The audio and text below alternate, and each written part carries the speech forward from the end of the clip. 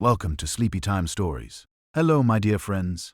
Victorian elegance may look spotless in paintings, but many Regency women carried the sweat of an entire day beneath their dresses. Behind the graceful gowns, pearl necklaces, and delicate fans was a world where hygiene often depended on sponges, shared wash basins, and perfumes strong enough to hide the truth. Even the most refined ballroom could quietly fill with the scent of bodies warmed by candlelight and crowded rooms. Tonight, step with me into the hidden reality of Regency life, where beauty, comfort, and cleanliness were far more complicated than they first appeared. So before you get comfortable, take a moment to like the video and subscribe, but only if you genuinely enjoy what I do here. And let me know in the comments where you're tuning in from and what time it is for you. It's always fascinating to see who's joining us from around the world. Now dim the lights. Maybe turn on a fan for that soothing background, and let's embark on this journey together tonight. If someone were to step quietly into a crowded Regency ballroom on a warm evening, the first thing they might notice would not be the music or the dancing, but the shimmering sea of pale muslin gowns moving slowly beneath candlelight. These dresses were the pride of Regency fashion. They were praised in magazines and admired in portraits. Compared with the stiff and heavily layered gowns of earlier decades, muslin dresses looked effortless and natural. The fabric fell softly along the body, creating the impression of elegance without weight. To observers watching from the edges of the room, the dancers appeared almost weightless, drifting through the warm air in delicate white clothing that seemed as light as mist. The truth behind that beauty was less comfortable. Muslin was an extremely thin cotton fabric, often imported from India and prized for its softness. Dressmakers used it because it could be cut into simple shapes that followed the natural lines of the body. Regency fashion favored this natural silhouette. Corsets were lighter than in later Victorian decades, and the heavy layers that once supported large skirts had disappeared. At first glance, this seemed like a welcome change. Clothing became lighter, and the appearance of freedom replaced the rigid structures of the past. Yet the thinness of muslin created a very direct connection between fabric and skin. Because there were fewer layers underneath, the dress often rested almost directly against the body. In cool air, this might not have been a problem, but ballrooms were rarely cool places. Social gatherings during the Regency period relied on candlelight for illumination. Dozens of candles burned in chandeliers and wall sconces, filling the room with a soft golden glow. That glow also produced heat. As the evening progressed, the temperature in the ballroom slowly climbed. Guests arrived, wearing their finest clothing.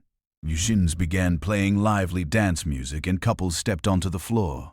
Regency dances were not gentle movements performed slowly across the room. Many required quick turns, long sequences of steps, and constant motion. The dancers moved through patterns that repeated again and again, while the music continued without pause. Within a short time, bodies began to warm. The thin muslin dresses that looked so graceful at the beginning of the evening soon began absorbing moisture from the skin beneath them. Sweat appeared first along the back and shoulders, then along the arms and waist.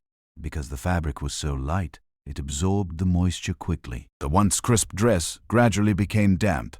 In a crowded ballroom, this happened to nearly everyone. Rooms could contain dozens or even hundreds of guests. Windows were rarely opened wide because drafts could disturb the candles or disrupt the carefully arranged atmosphere of the gathering. As more people filled the space, the air grew thick with warmth and movement. Each person added body heat to the room. The thin gowns clung closer with every dance. Women continued smiling and speaking politely with their partners. Social etiquette required composure, even if the dress had already absorbed hours of sweat. Leaving the dance floor too often could appear rude or awkward. Guests were expected to participate fully in the evening's entertainment. Hand fans fluttered constantly throughout the ballroom. These fans were elegant accessories made from painted paper, silk, or lace. Women waved them gently in front of their faces and necks, hoping to cool their skin. The movement of hundreds of fans created a soft rustling sound that blended with the music. Unfortunately, the fans did little to solve the underlying problem. They only moved warm air from one place to another. Perfume was everywhere. Many guests applied scented oils or perfumes before arriving. Many guests applied scented oils or perfumes before arriving. These fragrances were meant to create an impression of freshness and refinement. As the evening continued, the scents mixed with the warmth of the crowded room and the moisture held in the fabric of the dresses. The atmosphere became heavy with perfume, sweat, and warm cotton. From a distance, however, everything still appeared elegant. Observers saw graceful dancers moving beneath candlelight, their pale gowns glowing softly against the darker walls of the room. The illusion of beauty remained intact. The dampness of the fabric and the warmth trapped beneath it remained hidden from view. Laundry during this period was not a simple task. Washing delicate fabrics required time, water, and careful handling. Even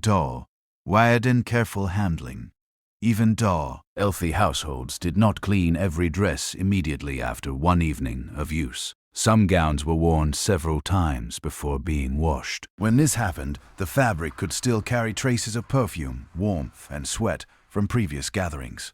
The next evening simply added another layer. To people living during the Regency era, this situation was normal. Social life revolved around appearances. As long as a dress looked beautiful and the wearer behaved gracefully, the discomfort hidden beneath the clothing was rarely discussed. Fashion valued elegance far more than practicality. If we compare this to modern life, it would be similar to attending a crowded summer event while wearing a thin shirt that cannot be changed for the entire evening. Today, buildings are designed with ventilation systems and cooling technologies that reduce the heat of large gatherings. Regency ballrooms had none of these advantages. The same candlelight that made the room look magical slowly filled the air with warmth and smoke. Hour after hour, the dancers continued moving across the polished floor. Music echoed from the musicians' platform, while guests laughed, talked, and exchanged polite conversation. Beneath the appearance of effortless elegance, bodies worked constantly to keep up with the rhythm of the dances. I find it strangely unsettling to imagine how different the reality of those glamorous evenings must have been compared with the refined images preserved in paintings and novels. Behind the graceful movements and pale gowns was a far more ordinary experience. Warm air, damp fabric, and tired bodies surrounded the dancers long before the final song of the night. Yet Regency society remembered the elegance, not the discomfort. The muslin gown remained one of the most admired symbols of the era. It represented beauty, refinement, and fashionable taste. Even though the fabric of ten trapped the sweat and warmth of an entire evening spent dancing, the illusion of effortless grace was powerful enough to overshadow the reality. The ballroom eventually grew quieter as the night reached its end. Guests left the room slowly, stepping into cooler air outside. Their dresses still held the warmth of the crowded hall, and the moisture gathered from hours of movement. What had looked light and pure at the beginning of the evening now carried the hidden traces of the night. The beauty of Regency fashion often concealed these small realities. The thin muslin gowns that symbolized Regency elegance frequently ended an evening damp, with sweat and trapped heat from crowded candlelit ballrooms. But clothing was only one part of the hidden hygiene problems created by fashion during this period. Some women kept their elaborate curled hairstyles pinned tightly for several days, allowing oil, dust, and sweat to quietly build on the scalp. Beneath those carefully arranged curls, Regency hairstyles were designed to appear effortless, but the process of creating them was anything but simple. Fashion during this period favored soft curls arranged close to the face, often gathered high on the head or pinned into delicate shapes that framed the neck and shoulders. Portraits from the era show women with carefully styled ringlets and smooth waves that look light and natural. The appearance suggested elegance without effort. In reality, maintaining these hairstyles required patience, time, and a surprising amount of physical endurance. Hair rarely stayed loose for long. Once the curls were arranged by a maid or hairdresser, they were secured tightly with pins. Small metal pins and combs held each section of hair in place. The structure needed to remain stable through an entire day of social activity. Women attended visits, walks, dinners, and evening balls while wearing the same hairstyle from morning until night. Undoing that work each evening was not always practical. Preparing a hairstyle could take a significant amount of time. Curling the hair required heat from metal curling. Tongs warmed near a fire. Each section of hair had to be wrapped carefully, then allowed to cool before the curl would hold its shape. Afterward, the curls were arranged and pinned into position. When finished, the hairstyle looked soft and natural, but the process behind it was slow and deliberate. Because of this effort, many women preferred not to undo the style too soon. Instead of removing the pins and brushing out the curls every night, some simply left the hairstyle mostly intact. The hair might be covered loosely with a nightcap or scarf, but the basic structure remained. In the morning, the maid could adjust a few strands, replace loose pins, and restore the style without starting from the beginning. This habit saved time, but it created another problem. Hair and scalp naturally produce oils throughout the day. In open hair, these oils spread along the strands and eventually evaporate, or are removed through washing and brushing. When the hair is tightly pinned into curls and held in place for long periods, those oils accumulate near the scalp. Dust also played its part. Regency homes were far from free of dust. Coal fires heated many rooms, and the smoke and ash produced a constant layer of fine particles that settled on furniture, clothing, and hair. Streets outside were filled with horses and carriages, and the dust from roads often entered homes through open doors and windows. Throughout the day, these particles collected quietly in the hair. Once pinned into a tight hairstyle, the dust remained there. Night brought little relief. When women went to bed, the curls often remained secured, with at least some of their pins still in place. The head rest against pillows, while the structure of the hairstyle tried to hold its shape. Movement during sleep could loosen a few strands, but much of the hair remained fixed. Morning simply repeated the cycle. A maid might remove several pins, adjust the curls, and secure them again. The hair looked fresh once more, but the scalp beneath the carefully arranged style had experienced little real cleaning. Oils, dust, and warmth had remained close to the skin for hours. The problem was rarely discussed openly. Fashion emphasized the appearance of beauty rather than the practical realities behind it. As long as the hairstyle looked elegant, the hidden discomfort beneath it received little attention. Guests admired the soft curls framing a woman's face, unaware that the same curls might have been resting against a pillow only a few hours earlier. Hair washing itself was not an everyday activity. Cleaning the hair required water, time, and preparation. Large quantities of warm water had to be heated and carried to the washing area. Soap suitable for hair was not always gentle, and frequent washing could leave hair dry or difficult to style. Because of these inconveniences, washing the hair too often was considered unnecessary. As a result, days could pass between thorough cleanings. During that time, the hairstyle continued to be worn, adjusted, and preserved. The curls remained visible symbols of fashionable beauty, even while the scalp beneath them slowly gathered oil and dust. To modern readers, this routine might sound uncomfortable. Today, many people wash their hair regularly and allow it to dry naturally before styling it again. Hair products and electric tools make daily styling quick and manageable. Regency women lived in a different world, where preparing a hairstyle demanded more effort and time. Preserving the curls, therefore, became a practical decision. The effort, recour, therefore, became a practical decision. The effort, recour, yeared to recreate the style encouraged women to maintain it for as long as possible. A carefully arranged hairstyle could survive multiple days with only minor adjustments. The appearance remained elegant, and the time saved in the morning allowed the day's social schedule to begin more quickly. I find it curious to imagine how these delicate curls, admired in portraits and admired in drawing rooms, carried with them a quiet accumulation of oil and dust that no guest ever noticed.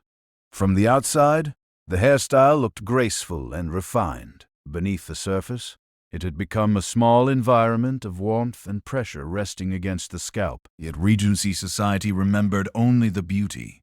The curls framing a woman's face symbolized youth, elegance, and fashionable taste. Guests complimented the arrangement of the hair, and artists captured the style in paintings that survive today. The hidden realities of daily maintenance rarely appeared in those images. The curls remained in place through dinners, conversations, and evening dances. By the time night arrived again, the hairstyle had already lived another full day. The pins might be loosened slightly before sleep, but the basic structure remained. Morning would bring another quick adjustment, and the elegant curls would return once more to public view. The elegant curls that defined Regency beauty often remained pinned in place for days, quietly trapping oil and dust against the scalp beneath their graceful appearance. Hair, however, was only one of the many everyday items that collected sweat and moisture during long social days. The next problem waited much closer to the skin, because the gloves women wore from morning visits to evening dances often sealed sweat inside the hands for hours at a time. Gloves were considered one of the most essential accessories in Regency society. A woman stepping outside without glow. Oaths could easily attract disapproving attention, especially in fashionable circles. Gloves were not merely decorative pieces of clothing. They were symbols of refinement, modesty, and proper behavior.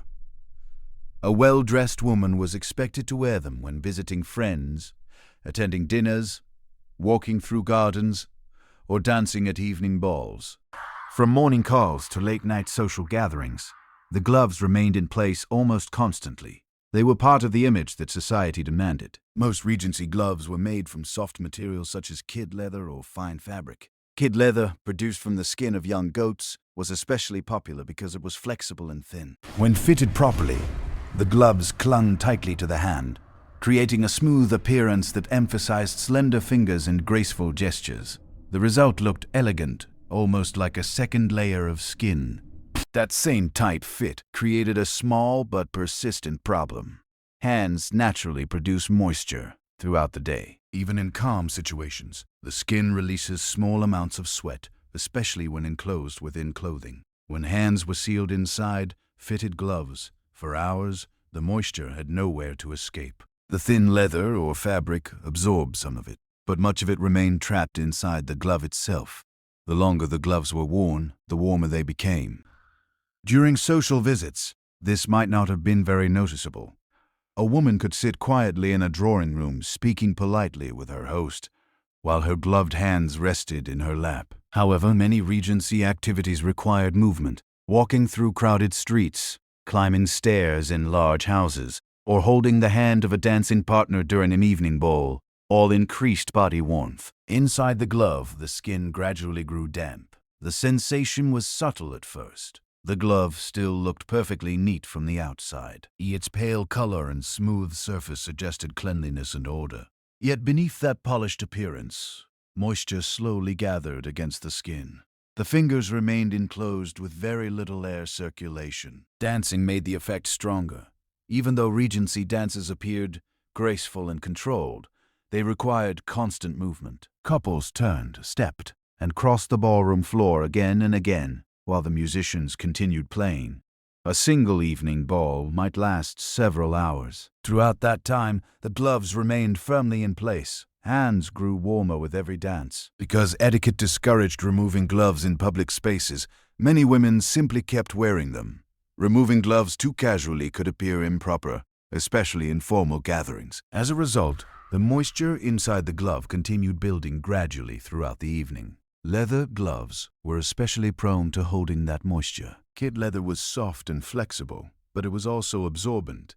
Once it had absorbed sweat, it could retain both moisture and odor until it was properly cleaned. Yet cleaning gloves was not always convenient.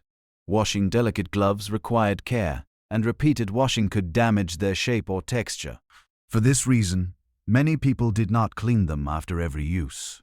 A pair of gloves might be worn several times before being washed or replaced. During that time, the leather continued absorbing the moisture from the wearer's hands. The glove still looked elegant from the outside, but its interior gradually held the traces of several days of use. The situation was not unique to leather gloves. Fabric gloves, often worn during warmer weather, faced similar problems. Fine cotton or silk gloves allowed a little more air movement, but they still enclosed the hands for long periods. Sweat could collect in the fingertips and along the palm, slowly dampening the cloth. the appearance of refinement remained unchanged. Observers watching a woman extend her hand or hold a dance partner's arm saw only smooth white gloves moving gracefully in candlelight. The hidden warmth and moisture inside them remained invisible. As with many elements of Regency fashion, elegance depended on maintaining an illusion.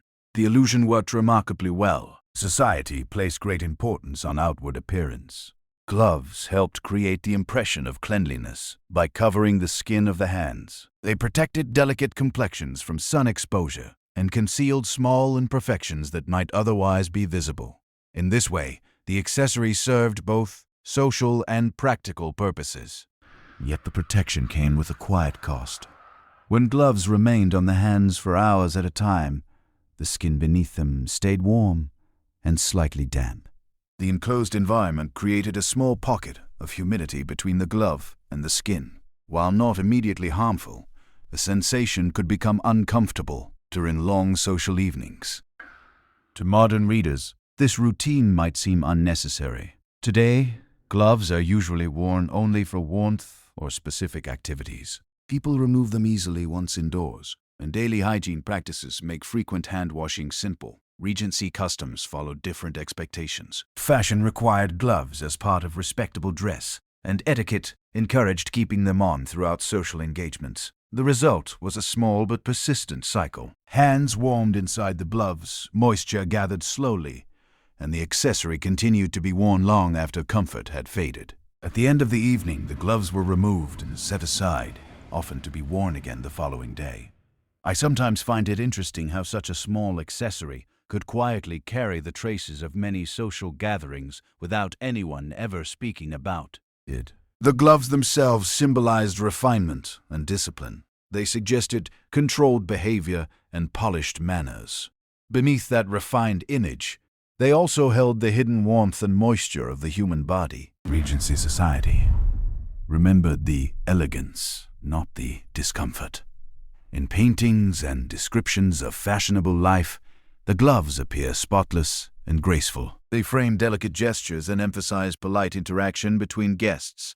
The reality of the long hours spent wearing them remains mostly invisible. Yet for the women who wore them throughout the day, the sensation was very real. By the time evening arrived, the gloves had already accompanied them through visits, walks, conversations, and dances. They had absorbed the warmth of the hands and the quiet traces of daily activity. Elegant gloves that symbolized Regency refinement often spent entire days trapping warmth and sweat inside their smooth leather surfaces. Yet gloves were only a small part of the physical discomfort created by fashionable social life during this period. Inside crowded candlelit ballrooms, hundreds of bodies moving through hours of dancing slowly filled the air with heat, perfume, and the unmistakable smell of human sweat. Crowded Regency ballrooms were famous for their elegance, their music, and their carefully choreographed dances. Paintings from the period often show graceful couples moving across polished floors beneath glittering chandeliers. The gowns appear light and beautiful. The gentlemen stand tall in formal coats, and the entire scene seems calm and refined. Yet the atmosphere inside these rooms was far more intense than those images suggest. A ballroom gathering could easily bring together hundreds of guests. Large houses and assembly rooms hosted these events throughout the social season. Invitations were sent to families who wished to participate in the complex world of Regency society. When the evening arrived, carriages lined the streets as guests stepped out, wearing their finest clothing. Servants helped arrange cloaks and shawls while the guests entered the bright interior of the ballroom. Inside, the space filled quickly. Guests greeted one another. Musicians tuned their instruments and dancers began forming lines for the first set. The room that looked spacious when empty soon became crowded with movement. Every corner of the floor held clusters of people speaking, laughing, and preparing for the next dance. The lighting came almost entirely from candles. Dozens of flames burned in chandeliers hanging from the ceiling, while additional candles stood along the walls. Their soft light created the warm glow that gave Regency balls their romantic reputation. At the same time, each candle released heat into the room. As the evening continued, the temperature slowly rose. The doors were often closed to prevent cold drafts from disturbing the candles. Windows remained mostly shut as well. The ballroom became a contained environment where heat accumulated gradually as more people arrived. Clothing added another layer of warmth, although Regency fashion introduced lighter fabrics, such as muslin. Guests still wore several pieces of clothing. Women wore gowns, undergarments, stockings, and sometimes light corsets. Men appeared in coats, waistcoats, cravats, and trousers.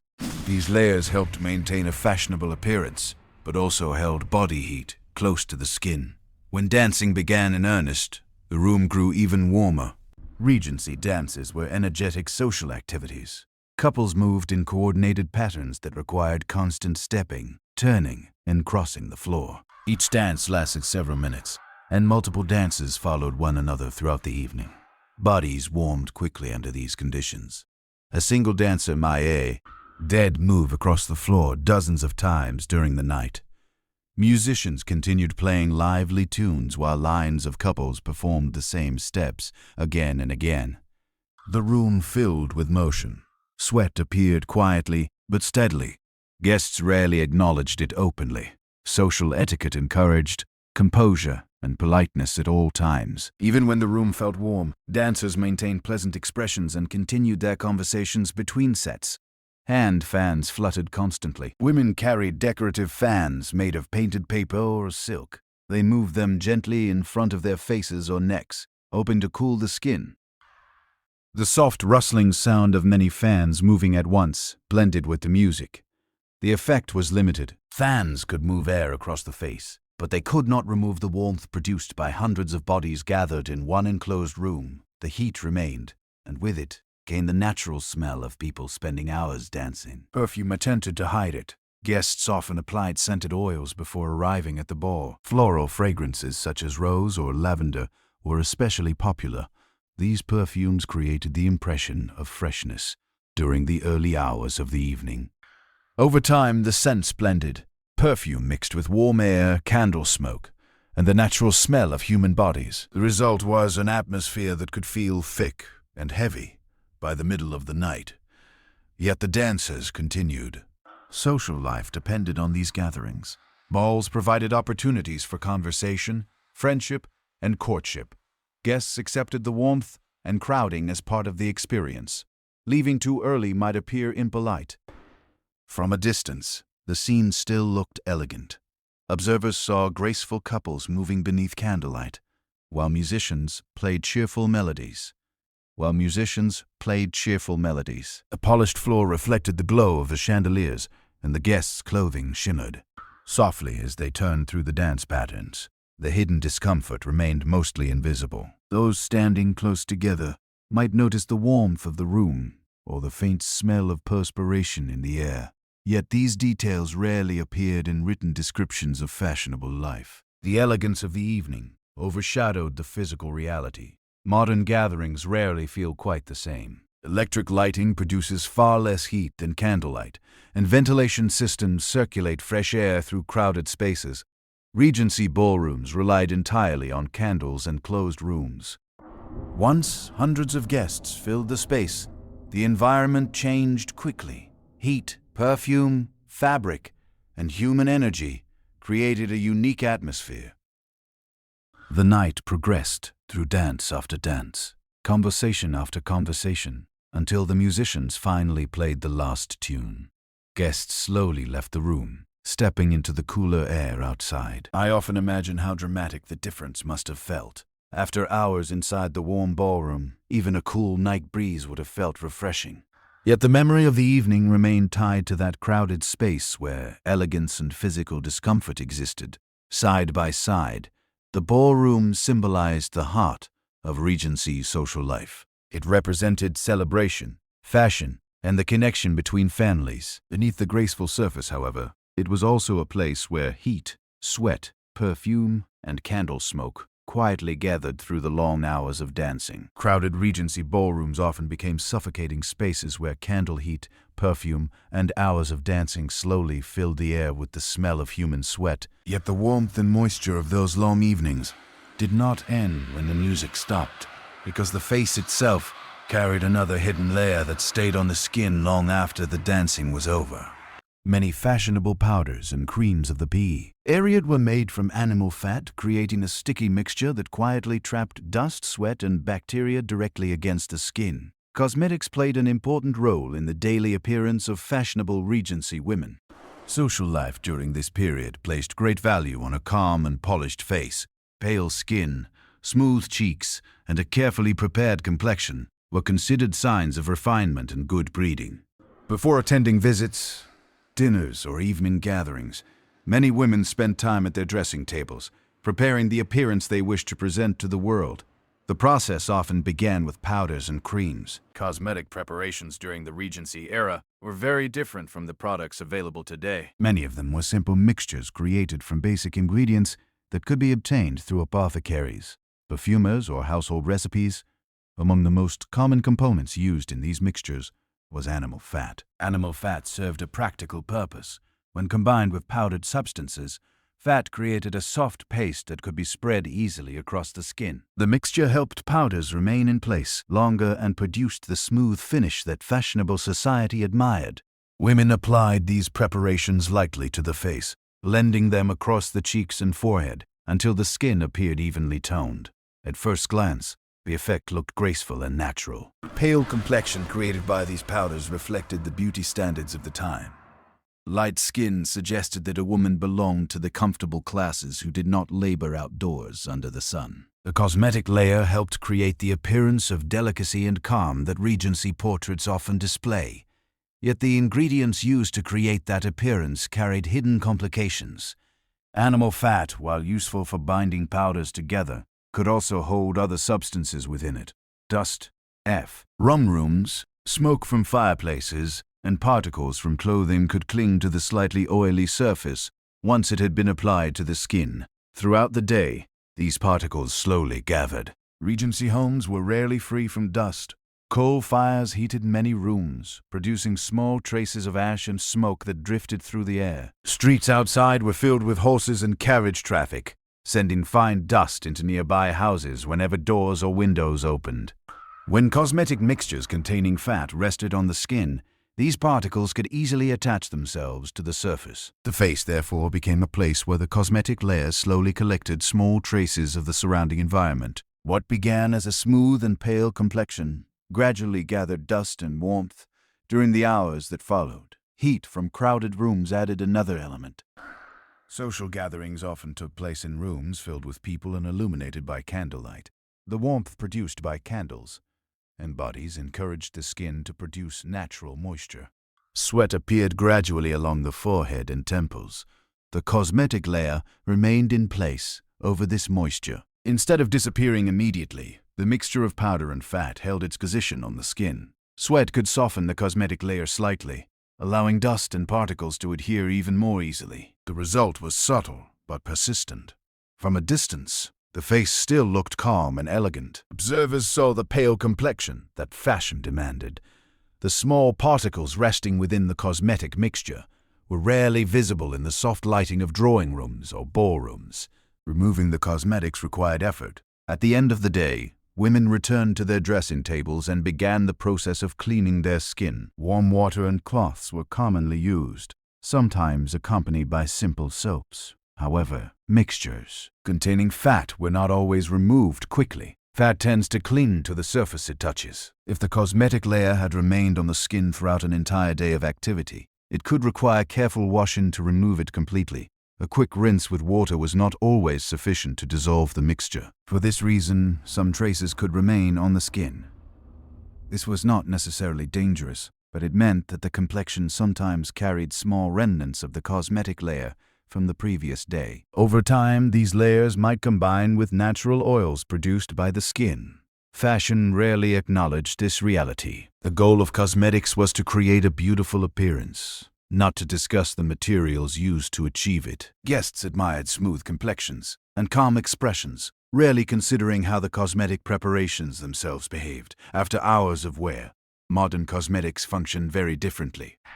Today, many products are designed to be easily removed with cleansers and water. Formulas are carefully tested to reduce the accumulation of particles or oils on the skin. During the Regency period, such refinements did not yet exist. Cosmetic preparations were practical, mixtures created from the ingredients available at the time. Animal fat provided a convenient base that held powders together and allowed them to spread smoothly. Yet that same quality also made it easy for the mixture to collect dust and warmth during the course of an ordinary day. The dressing table, therefore, became a place where beauty and practicality met. Women carefully prepared their appearance each morning, applying powders and creams to create the fashionable complexion admired by society. Beneath that elegant surface, the cosmetic layer quietly interacted with the environment around it.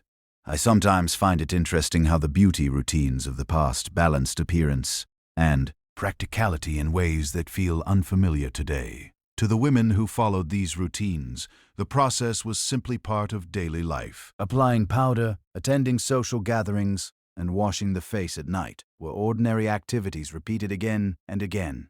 Regency society remembered the elegance produced by these routines. Paintings from the era show calm faces illuminated by soft light, the cosmetic layer invisible to the viewer. What remains hidden is the quiet interaction between cosmetic mixtures, dust, warmth, and the natural oils of the skin. Even so, cosmetics were only one of the many ways Regency women attempted to maintain an appearance of freshness. Cosmetic powders mixed with animal fat helped create the pale complexions admired by Regency society. Yet the same mixtures quietly trap dust and warmth against the skin throughout the day. Beauty routines, however, did not end with powders and creams applied at the dressing table. Strong fragrances soon became the next layer of disguise, as perfume was often used to cover the smell of sweat rather than remove its source. Perfume held a special place in the daily routines of fashionable Regency women. A well-prepared appearance was not complete without a pleasant fragrance. Before visiting friends, attending dinners, or entering the crowded ballroom, many women reached for small glass bottles filled with scented oils. These fragrances were considered an essential part of refinement. A gentle scent surrounding the body suggested elegance, cleanliness, and careful attention to personal presentation. France was widely admired for its perfumes. Throughout the late 18th and early 19th centuries, French perfumers were famous across Europe. Their workshops produced delicate scents created from flowers, herbs, and aromatic oils. Bottles of these perfumes traveled across the Channel and appeared on the dressing tab as of wealthy households. Owning a French fragrance suggested sophistication and fashionable taste. The scents themselves were often rich and floral. Rose, lavender, jasmine, and orange blossom were among the most common ingredients. These fragrances were blended with alcohol or oils and placed in small decorative bottles that could easily be stored in a pocket or vanity box. The perfumes were strong enough that even a small amount could produce a noticeable scent. The application was simple but deliberate. Women often placed perfume directly onto areas where warmth from the body would help release the fragrance slowly throughout the day. The neck, the upper chest, and the wrists were common places where a few drops might be applied. In some cases, a small cloth or handkerchief was lightly scented and carried throughout the day. At first, the fragrance created a pleasant impression. When a woman entered a room, the scent followed her quietly. Guests might notice the delicate aroma before she even spoke. In a society that valued subtle elegance, a well-chosen perfume became part of a person's identity. Yet, perfume had another purpose beyond elegance. Daily life during the Regency period often produced natural body odor. Clothing was worn for many hours. Rooms were heated by fires or candles, and crowded gatherings could become warm very quickly. The body responded to heat and movement by producing sweat. Perfume helped disguise this reality. Instead of removing the source of the odor, fragrance was frequently used to cover it. A few drops of perfume could easily mask the natural scent of the body for a time. The result was a layer of sweetness that floated above the warmth of the skin. The approach was practical rather than scientific. Regular bathing was less frequent than it is today, partly because preparing large quantities of warm water required time and effort. Personal cleaning routines often focused on washing the face and hands, while the rest of the body might only be wiped with cloths or sponges. Under these circumstances, perfume offered a quick solution for maintaining a sense of freshness. The fragrance created the illusion of cleanliness. Guests who encountered the scented air around someone might assume that the person had recently washed or refreshed themselves. The sweet smell suggested care and attention to personal hygiene. In reality, the perfume might simply be resting on skin that had already experienced an entire day of activity. Crowded social events made this contrast more noticeable. Drawing rooms, dining halls, and ballrooms often contained many people gathered together in a single enclosed space. Candlelight warmed the room while music and conversation continued for hours. As guests moved and spoke, the mixture of perfumes gradually blended. Multiple scents filled the air at once. The fragrance of roses from one guest might mix with lavender from another. These floral aromas combined with the warmth of the room and the faint traces of human sweat produced by dancing or movement. The resulting atmosphere could be surprisingly heavy. Despite this, perfume remained a trusted solution. Fashionable society preferred pleasant fragrances to the direct acknowledgement of bodily realities. Applying perfume allowed people to maintain the appearance of elegance, even when the conditions around them were far from fresh. Modern hygiene approaches the problem differently. Today, deodorants, soaps, and daily bathing routines are designed to remove the cause of body odor. Scientific understanding of bacteria and sweat has changed the way people think about cleanliness. In the Regency period, those scientific explanations were not widely understood. Fragrance therefore served as a practical compromise. Instead of eliminating the source of the smell, perfume covered it with something more pleasant. The result was not perfect, but it allowed social interactions to continue comfortably within the expectations of the time. The perfume bottle itself became a symbol of refinement. Small glass containers decorated with metal caps or delicate designs appeared on dressing tables across fashionable households. Opening one of these bottles released a concentrated scent that quickly filled the surrounding air. I often find it interesting to imagine how strongly these fragrances must have stood out in rooms already warmed by candlelight and crowded with people. Each person carried their own chosen scent, creating an invisible cloud that moved through the room with them. From a distance, the effect seemed graceful and elegant. Beneath the fragrance, however, the human body continued its ordinary processes. Heat, movement, and clothing all contributed to the quiet production of sweat throughout the day. Perfume floated above these realities, offering a pleasant disguise rather than a true solution. Regency society accepted this balance. Fragrance was celebrated as part of beauty and refinement. As long as the scent remained pleasant, the hidden causes behind it rarely became a subject of conversation. Perfume, therefore, played a subtle but powerful role in shaping the atmosphere of Regency social life. It softened the environment of crowded rooms, added personality to individuals, and created the impression of freshness even when the conditions surrounding the body remained unchanged. Perfume filled Regency drawing rooms and ballrooms with sweet floral fragrances that helped disguise the natural scent of bodies warmed by long social evenings. Fragrance, however, did not remain only around the neck and wrists. Hours of dancing placed even greater strain on another part of the body, where thin satin shoes quietly absorbed sweat from the feet throughout the night. Dance shoes were one of the quiet details that defined the elegance of Regency social life. When guests entered a ballroom, their attention was usually drawn to gowns, jewelry, and the music beginning to play. Few people paid close attention to the shoes moving across the polished floor. Yet these small pieces of clothing carried their own hidden story about comfort, fashion, and the realities of long evenings spent dancing.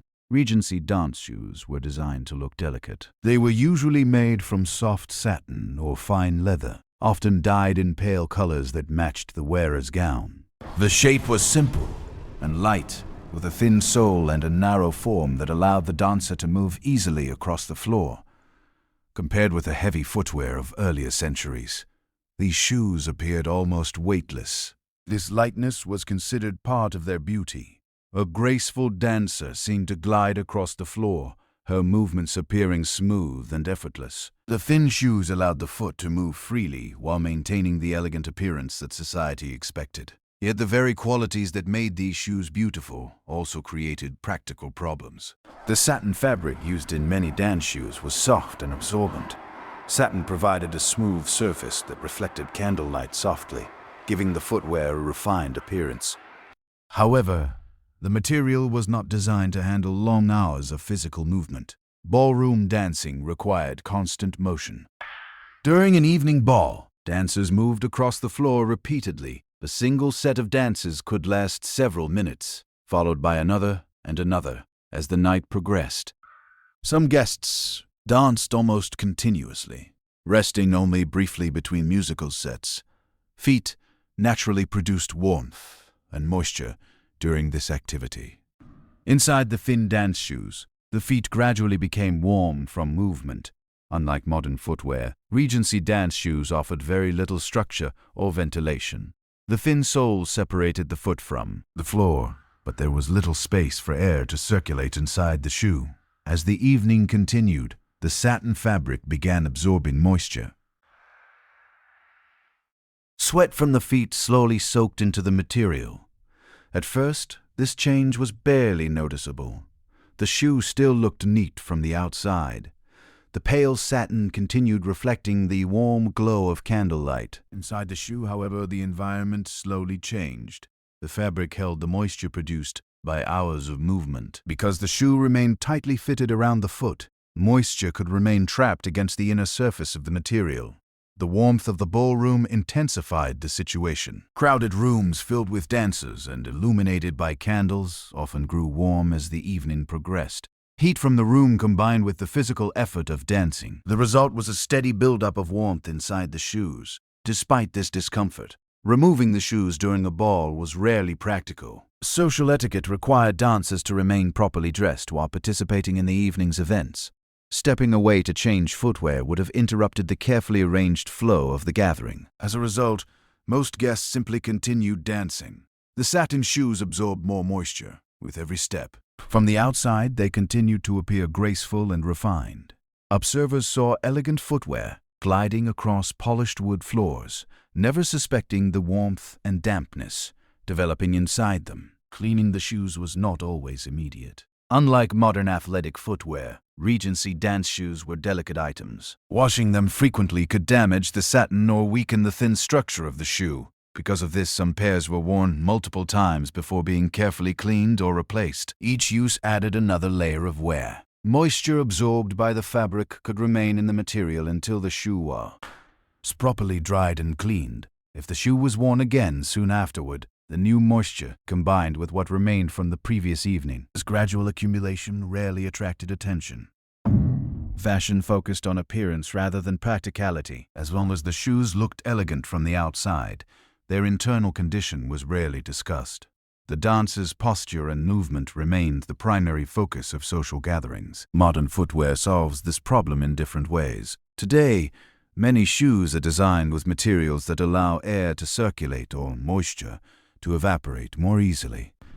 Synthetic fabrics, cushioned soles, and ventilation systems all help manage the heat and sweat produced by movement. Regency dance shoes had none of these advantages. They relied entirely on their delicate construction and appearance. Despite the hidden discomfort they sometimes created, these shoes remained essential elements of fashionable dress. A dancer stepping onto the floor in soft satin shoes symbolized grace, elegance, and refinement.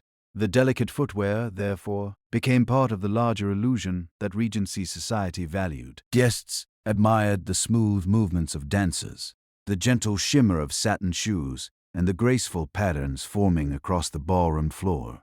The hidden realities beneath that elegance rarely appeared in conversation. I sometimes imagine how different the experience of those long evenings must have felt compared with the calm images preserved in paintings. Hours of dancing, warm candlelit rooms, and delicate shoes slowly absorbing moisture created a very human reality beneath the polished surface of Regency fashion. Yet the illusion remained powerful. Dance shoes continued gliding across the floor, while musicians played lively melodies and guests applauded the elegance of the dancers. The shoes themselves quietly carried the traces of very step taken during the evening. Even so, footwear was not the only item that carried the marks of long social days. Clothing itself sometimes remained unchanged, long after the music ended and the ballroom emptied. Delicate satin dance shoes often absorbed hours of warmth and moisture from the feet during long evenings of movement across crowded ballroom floors. Footwear, however, was only one part of the clothing worn throughout those exhausting social days. Some women returned home after hours of dancing and simply went to sleep wearing the very same dress that had already absorbed sweat, perfume, and dust from the entire day. Long social days during the Regency period often ended very late at night. Visits, walks, dinners, and evening balls filled the schedules of fashionable households. From morning preparations at the dressing table to the final dance in a crowded ballroom, the day could stretch across many hours of activity. By the time a woman finally returned home, fatigue often replaced the careful attention to appearance that had shaped the earlier part of the day. Changing clothes before sleep was not always immediate. The process of dressing during the Regency era was far more complicated than modern clothing routines. A gown was not simply slipped on or removed in a few moments. It was arranged carefully over undergarments, adjusted at the waist, and sometimes secured with pins or ties that required assistance to loosen. After an exhausting evening, the thought of repeating that process could feel unnecessary. Some women, therefore, postponed changing their clothes until the following morning. Instead of removing the gown immediately, they allowed the day's clothing to remain in place while they prepared for bed. The elegant dress that had been worn throughout visits and dancing now followed its wearer into the quiet space of the bedroom. The fabric, rid the memory of the entire day. During social gatherings, clothing absorbed many small traces from the surrounding environment. Walking through the streets exposed the dress to dust carried by passing carriages. Sitting in drawing rooms surrounded the fabric with perfume, candle smoke, and the warmth of crowded interiors. Ballrooms added even more to that mixture. Hours of dancing produced heat and perspiration. Thin fabrics such as muslin rested directly against the skin, allowing warmth and moisture to move easily into the cloth. By the end of a long evening, the gown often held traces of sweat and the faint scent of the perfumes worn by guests nearby. Yet the dress still appeared beautiful. From the outside, the gown remained elegant and carefully arranged. The folds of fabric reflected candlelight softly, and the color of the material continued to look fresh in dim rooms. The subtle warmth trapped within the cloth was rarely visible. When the wearer returned home, that warmth traveled with her. The bedroom offered a quiet contrast to the lively ballroom. Candles burned more softly, and the noise of music and conversation faded into silence. Removing outer garments such as cloaks or shawls was simple enough, but the gown itself sometimes remained in place. The bed welcomed the tired guest. Regency beds were often surrounded by curtains or canopies, designed to hold warmth during the night. Thick fabrics hung around the bed frame, creating a small enclosed space that protected sleepers from cold drafts. Inside this sheltered space, the air quickly became warm. The gown remained part of that environment. Fabric that had already absorbed the heat of crowded rooms now rested against the body through the night. The moisture gathered earlier in the evening did not disappear immediately. Instead, the dress continued holding the warmth and faint scent of the day's activities. Dust also remained within the cloth. Particles from streets, carpets, and furniture could cling to the fabric during hours of movement. When the gown was worn again in the quiet environment of the bedroom, those particles remained present, though invisible in the dim candlelight. The habit was not necessarily careless. Social routines often stretched late into the night, and comfort sometimes took priority over elaborate clothing rituals. Removing every layer of clothing required time and energy that a tired person might prefer to postpone until morning. Morning preparations then restored order. Servants or maids could help remove the gown, brush the fabric, and prepare fresh clothing for the day ahead. The dress itself might be aired out, folded, or returned to a wardrobe before its next use. This cycle reflected the practical realities of daily life. Fashion demanded elegant clothing, but daily schedules did not allow perfect attention to every detail of hygiene. The appearance of refinement remained important in public, while private moments often involved small compromises. Modern habits differ significantly. Today, people often change into separate garments designed specifically for sleeping. Lightweight fabrics, and daily laundry routines make it easy to keep day clothing and night clothing separate. Regency households operated under different circumstances, where clothing was valuable and laundering required greater effort. As a result, the boundaries between daytime and nighttime garments were sometimes less strict. The gown that had traveled through crowded streets and warm ballrooms could remain present, even in the quiet moments before sleep. I sometimes find it interesting how the elegant clothing admired in portraits also carried the physical traces of ordinary daily life. The graceful dress seen in a painting may have absorbed dust from the street, from crowded rooms, and the scent of perfume from neighboring dancers long before the artist captured its image. Yet Regency society remembered the elegance rather than the practical realities. The gown symbolized refinement and beauty. It represented fashionable taste and the careful attention paid to appearance during social gatherings. Beneath that elegance, however, the fabric quietly recorded the long hours of activity experienced by the person who wore it. From the first morning visit to the final dance of the evening, the gown accompanied its wearer through every moment of the day. When night finally arrived, the same fabric sometimes followed her into the quiet warmth of the bedroom. Even so, clothing was only one object among many that gathered traces of daily activity. Small personal items carried in pockets and hands often experience even closer contact with the body throughout the day. Gowns worn from morning visits to late-night dancing often carried warmth, perfume, dust, and sweat long after the social day had ended. Clothing, however, was not the only item that quietly collected these traces of daily life. Small handkerchiefs carried in pockets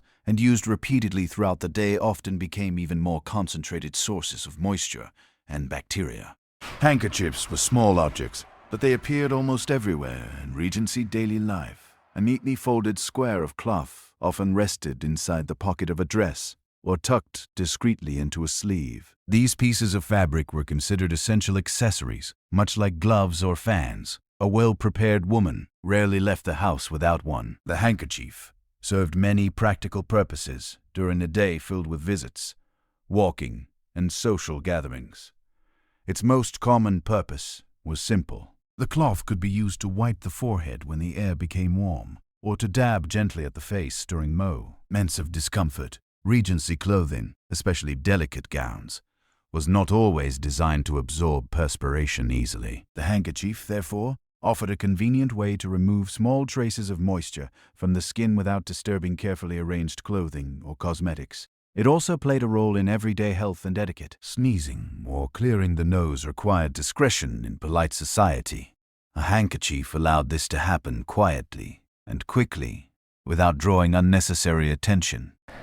Social manners expected people to maintain composure in public spaces, and the small cloth helped preserve that sense of refinement. Because it served so many purposes, the handkerchief remained in constant use throughout the day. A woman might reach for it repeatedly. A warm room could encourage a quick wipe of the forehead. A dusty street might cause irritation that required covering the nose. A moment of nervousness during conversation could lead to the cloth being held briefly in the hand. Each use left small traces behind. Moisture from the skin, breath from the nose, and tiny particles of dust from the surrounding air could all collect on the surface of the fabric. The cloth absorbed these traces easily.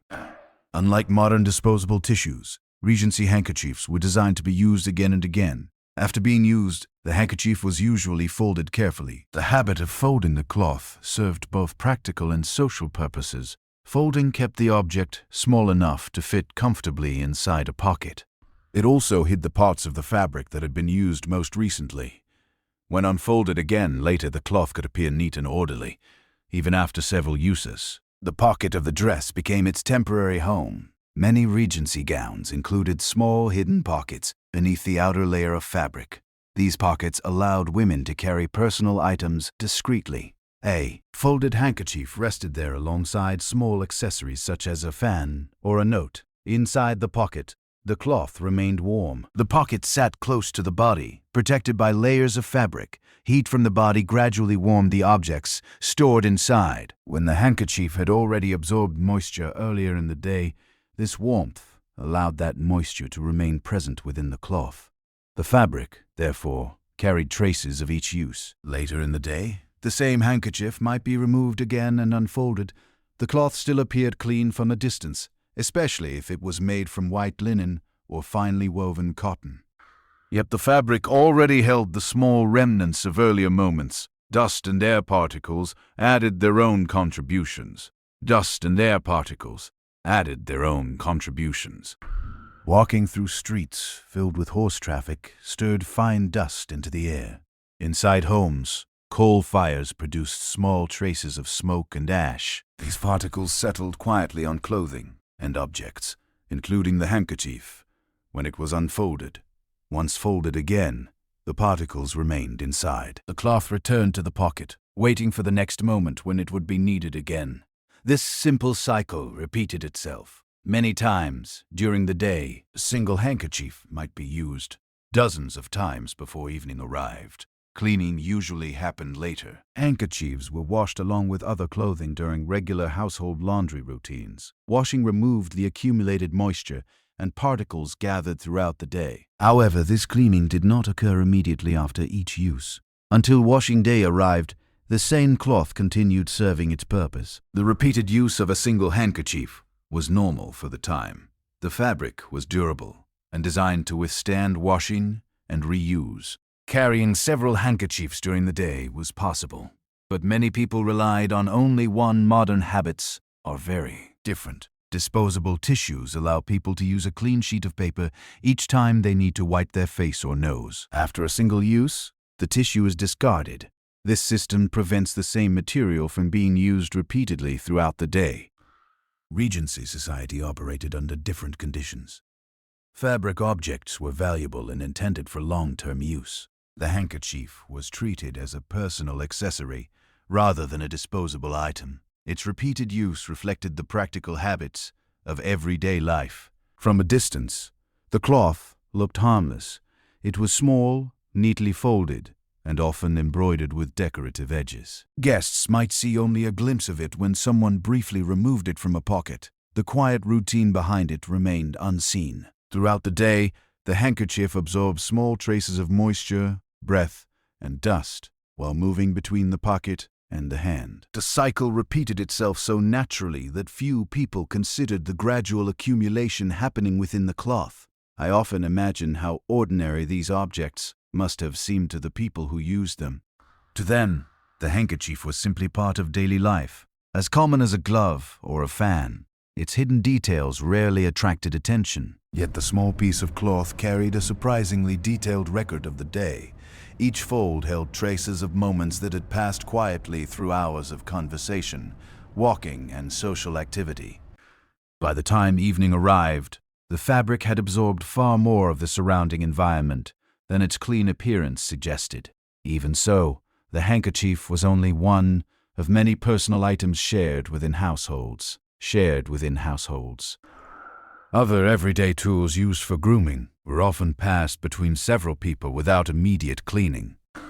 Handkerchiefs quietly absorbed moisture, breath, and dust through repeated use during long Regency days, while remaining neatly folded. Inside the pockets of fashionable gowns, small personal accessories, however, were not the only objects collecting these traces of daily life. Hair brushes and combs were often shared between family members and servants, allowing oils, loose hair, and particles from one person to pass directly to another. Hair care was an important part of daily preparation in Regency households.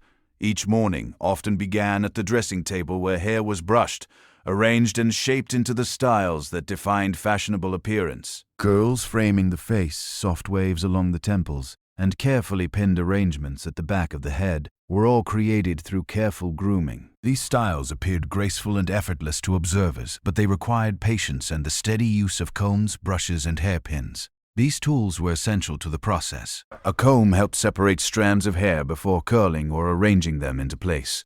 Brushes smoothed the surface of the hair and spread natural oils along the strands. Hairpins held each section securely, so that the final style would remain intact for many hours. In many households, these tools were not owned by only one person. Families often kept grooming instruments together on the dressing table or inside small boxes, A brush used by one woman in the morning might later be used by her sister or by a servant preparing another hairstyle. The sharing of personal tools was considered normal, especially in homes where several people prepared themselves at the same table. The comb passed from hand to hand. Each person using it placed the teeth of the comb directly against the scalp while drawing it slowly through the hair. This action loosened small strands that had naturally fallen during the day. It also carried the oils produced by the scalp along the length of the hair. Those oils were part of the body's natural Ka-E system. They helped keep hair flexible and protected from dryness. When brushed through the strands, the oils created a gentle shine that was admired in fashionable hairstyles.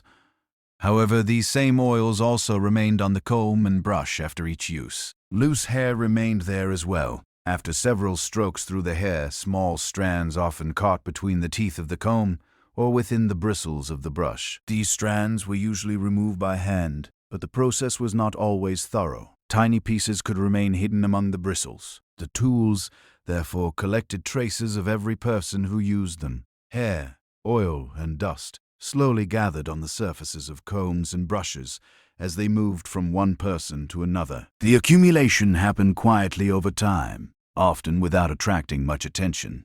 Cleaning these grooming tools required deliberate effort. The teeth of a comb needed to be wiped carefully to remove the oils left behind after use. Brushes required even more attention. Hair caught within the bristles had to be pulled away by hand before the brush could be considered clean.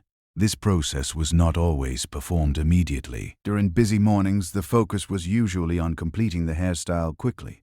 Once the curls were arranged and secured with pins, the comb or brush might simply be set aside for the next person to use. The removal of trapped hair or oil was sometimes delayed until later in the day. As a result, the tools quietly carried traces from one grooming session to the next. A brush used by a daughter could soon afterward be used by her mother or by a servant preparing another hairstyle. The oils from one scalp transferred easily to the next through the repeated motion of brushing. Dust from the surrounding environment joined this mixture.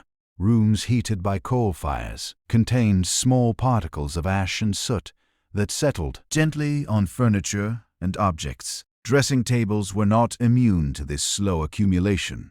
Combs and brushes resting on the surface could gather these particles between uses.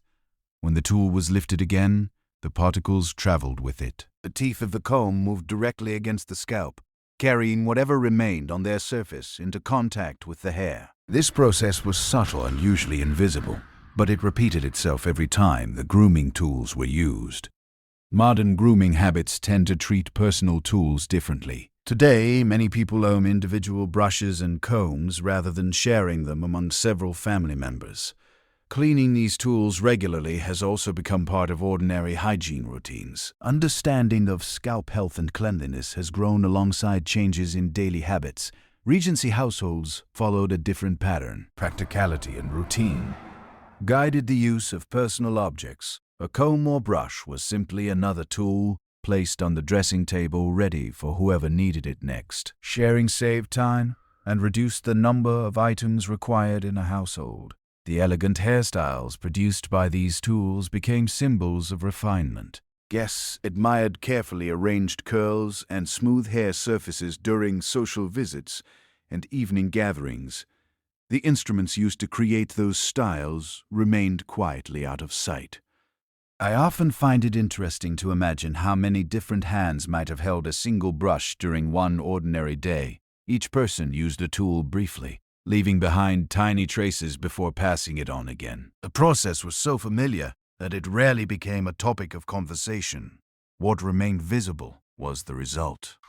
Hair appeared polished, curls rested neatly around the face, and the carefully arranged style reflected the fashionable ideals of the era. Beneath that appearance lay the quiet cycle of shed tools move, and from one head to another.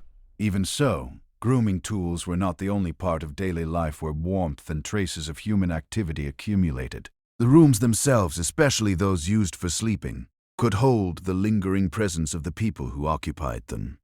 Shared combs and brushes quietly carried strands of hair, scalp oils, and dust from one person to another as they moved between members of the household. Personal grooming tools, however, were only part of the environment where these traces were collected. Bedrooms themselves often remained closed and poorly ventilated through the night, allowing warm air and lingering body odor to settle heavily inside the room. Bedrooms in Regency homes were often designed with warmth and privacy in mind, rather than fresh air. When people imagine these rooms today, they may picture soft candlelight, elegant beds, and heavy curtains draped around wooden frames. Paintings and historical descriptions frequently show these spaces as quiet and comfortable retreats from the busy social world outside. Yet behind this calm appearance was an environment that did not always allow air to circulate freely.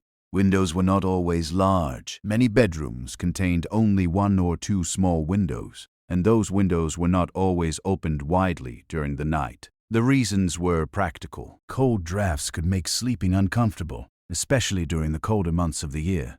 In houses heated by fireplaces rather than modern systems, preserving warmth inside the room was important. Closing the window helped keep that warmth inside. As evening arrived, shutters or curtains were often drawn to block outside air. The room then became a contained space where the air remained mostly still throughout the night. Whatever sense or warmth existed inside the room tended to remain there. The beds themselves contributed to this enclosed atmosphere. Regency beds were often surrounded by curtains or fabric canopies. These hanging fabrics served an important purpose. They helped protect the sleeper from cold drafts and created a small sheltered space around the bed.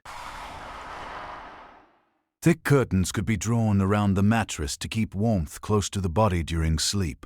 Inside that sheltered space, air movement was limited. The curtains formed a soft barrier between the sleeper and the rest of the room. While this design increased comfort in cooler weather, it also allowed heat and moisture from the body to remain close to the bed. Breathing and body warmth slowly change the air. During sleep, the human body naturally releases heat and moisture. In a room with little ventilation, these elements gradually accumulate. The effect might be subtle at first, but as the hours passed, the air inside the bedroom could become noticeably warmer and heavier. The fabric inside the room played its own role. Bedrooms often contained thick blankets, pillows, carpets, and upholstered furniture. These materials absorbed warmth and scent from the surrounding environment. Curtains hanging around the bed also absorbed traces of moisture and body odor during the night. Over time, the fabrics held these traces quietly. Even if the room looked clean and orderly, the materials within it could carry the faint presence of earlier nights. Curtains and blankets were not always washed frequently, especially in households where laundry required significant effort and resources. Morning light did not immediately remove these effects. When the sleeper woke and opened the bed curtains, the air inside the small enclosure slowly mixed with the rest of the room. If the windows remained closed, however, the overall atmosphere of the bedroom changed only gradually. Opening windows was sometimes delayed. Servants responsible for maintaining the household might open shutters and windows later in the morning while cleaning the room. Until that happened, the air inside the bedroom remained largely unchanged from the night before. The quiet stillness of the room concealed this process. To someone entering briefly, the bedroom might appear peaceful and comfortable. The bed stood neatly arranged, the curtains hung gracefully, and the furniture rested in calm order around the space. Yet the air carried the subtle traces of human presence. Body warmth, breath, and the scents, absorbed by fabrics, all contributed to the atmosphere inside the room. None of these elements was immediately visible, but they shaped the environment throughout the night. Modern bedrooms function quite differently. Ventilation systems, larger windows, and lighter bedding materials allow air to circulate more easily in many homes today. Fresh air often moves through a room even when the windows are closed. During the Regency period, such circulation rarely existed. Air moved only when doors or windows were opened. Until that moment arrived, the bedroom remained a quiet container of the warmth and scent created by the sleeper. The environment reflected the design priorities of the time, where comfort from cold air was valued more than ventilation. Daily routines slowly reset the room. Morning cleaning, opening curtains, and allowing sunlight to enter gradually refreshed the space. Bedding might be straightened and windows opened to allow cooler air to move through the room. Still, the cycle repeated each night. When evening returned, shutters closed again, and curtains surrounded the bed once more. Warmth collected around the sleeping body, and the air slowly thickened inside the enclosed space. I sometimes imagine how familiar this atmosphere must have felt to the people who lived within it. To them, the bedroom represented rest and privacy. Even if the air was warmer and heavier than what we might expect today. The design of the room reflected the priorities of comfort and shelter rather than the constant movement of fresh air. Regency households accepted this balance naturally. The bedroom remained a place of quiet retreat from the activity of the day. Behind the elegant furniture and soft fabrics, the room simply held the traces of human life, passing through it night after night. Even so, bedrooms were not the only places where personal items quietly carried pieces of daily life. Small objects hidden within clothing sometimes traveled through an entire day without being emptied or cleaned. Bedrooms often held warm, still air throughout the night as thick curtains, blankets, and closed windows trapped the presence of the sleeper inside the room. Air and fabric quietly gathered these traces without attracting much attention. Hidden pockets inside Regency gowns, however, sometimes carried something even more surprising. Small pieces of waste that remained tucked away in the folds of clothing for hours. Hidden pockets were a practical feature of many Regency dresses. From the outside, these gowns appeared simple and elegant, falling smoothly from the high waistline down to the floor.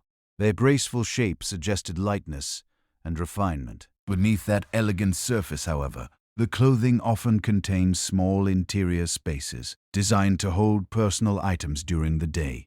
These pockets were usually concealed within the layers of the dress. Some were stitched into the inner lining of the gown, while others hung from a small waistband beneath the outer fabric.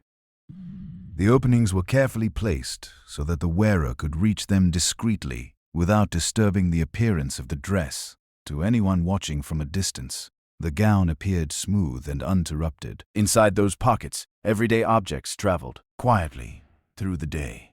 A folded handkerchief might be stored there after use. A small piece of paper, perhaps containing an address or a note, could be slipped inside for safekeeping. Sometimes small personal items such as a fan, a key, or a tiny coin purse rested within the hidden space. The pocket therefore became a convenient place for temporary storage. During long social days, women often moved between visits, walks, and gatherings without returning home for many hours. Carrying small items inside the dress allowed them to keep their hands free while still keeping personal belongings close.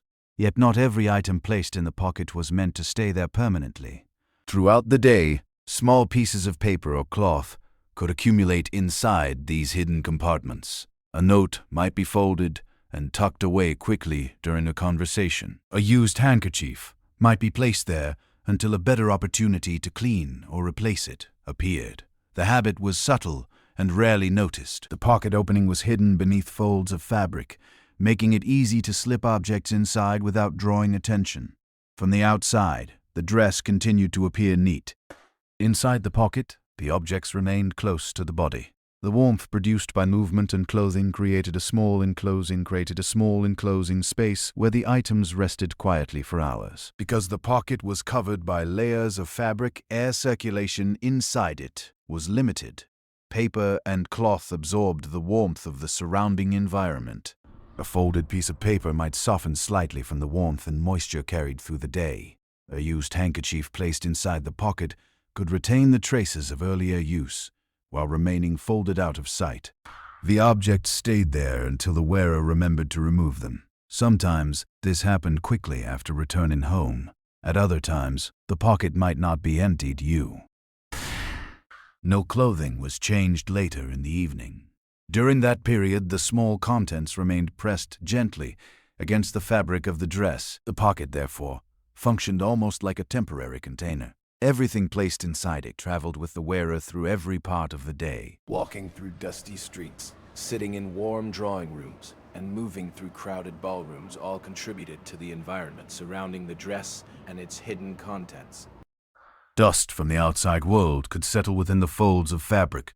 Particles carried by the air might cling to clothing or enter the pocket opening, when it was briefly uncovered. The pocket remained small and protected, but it was not completely sealed from the environment. Despite this, the dress still appeared graceful from the outside. Observers saw only the flowing lines of fabric and the elegant silhouette admired by Regency society. The small hidden compartments beneath the surface remained invisible. Modern clothing often separates storage from the body more clearly. Handbags, purses, and other containers now hold personal belongings outside the main clothing layers. Items stored there can be easily removed or replaced during the day. Regency fashion relied more heavily on the hidden spaces built into garments themselves. These concealed pockets reflected practical needs.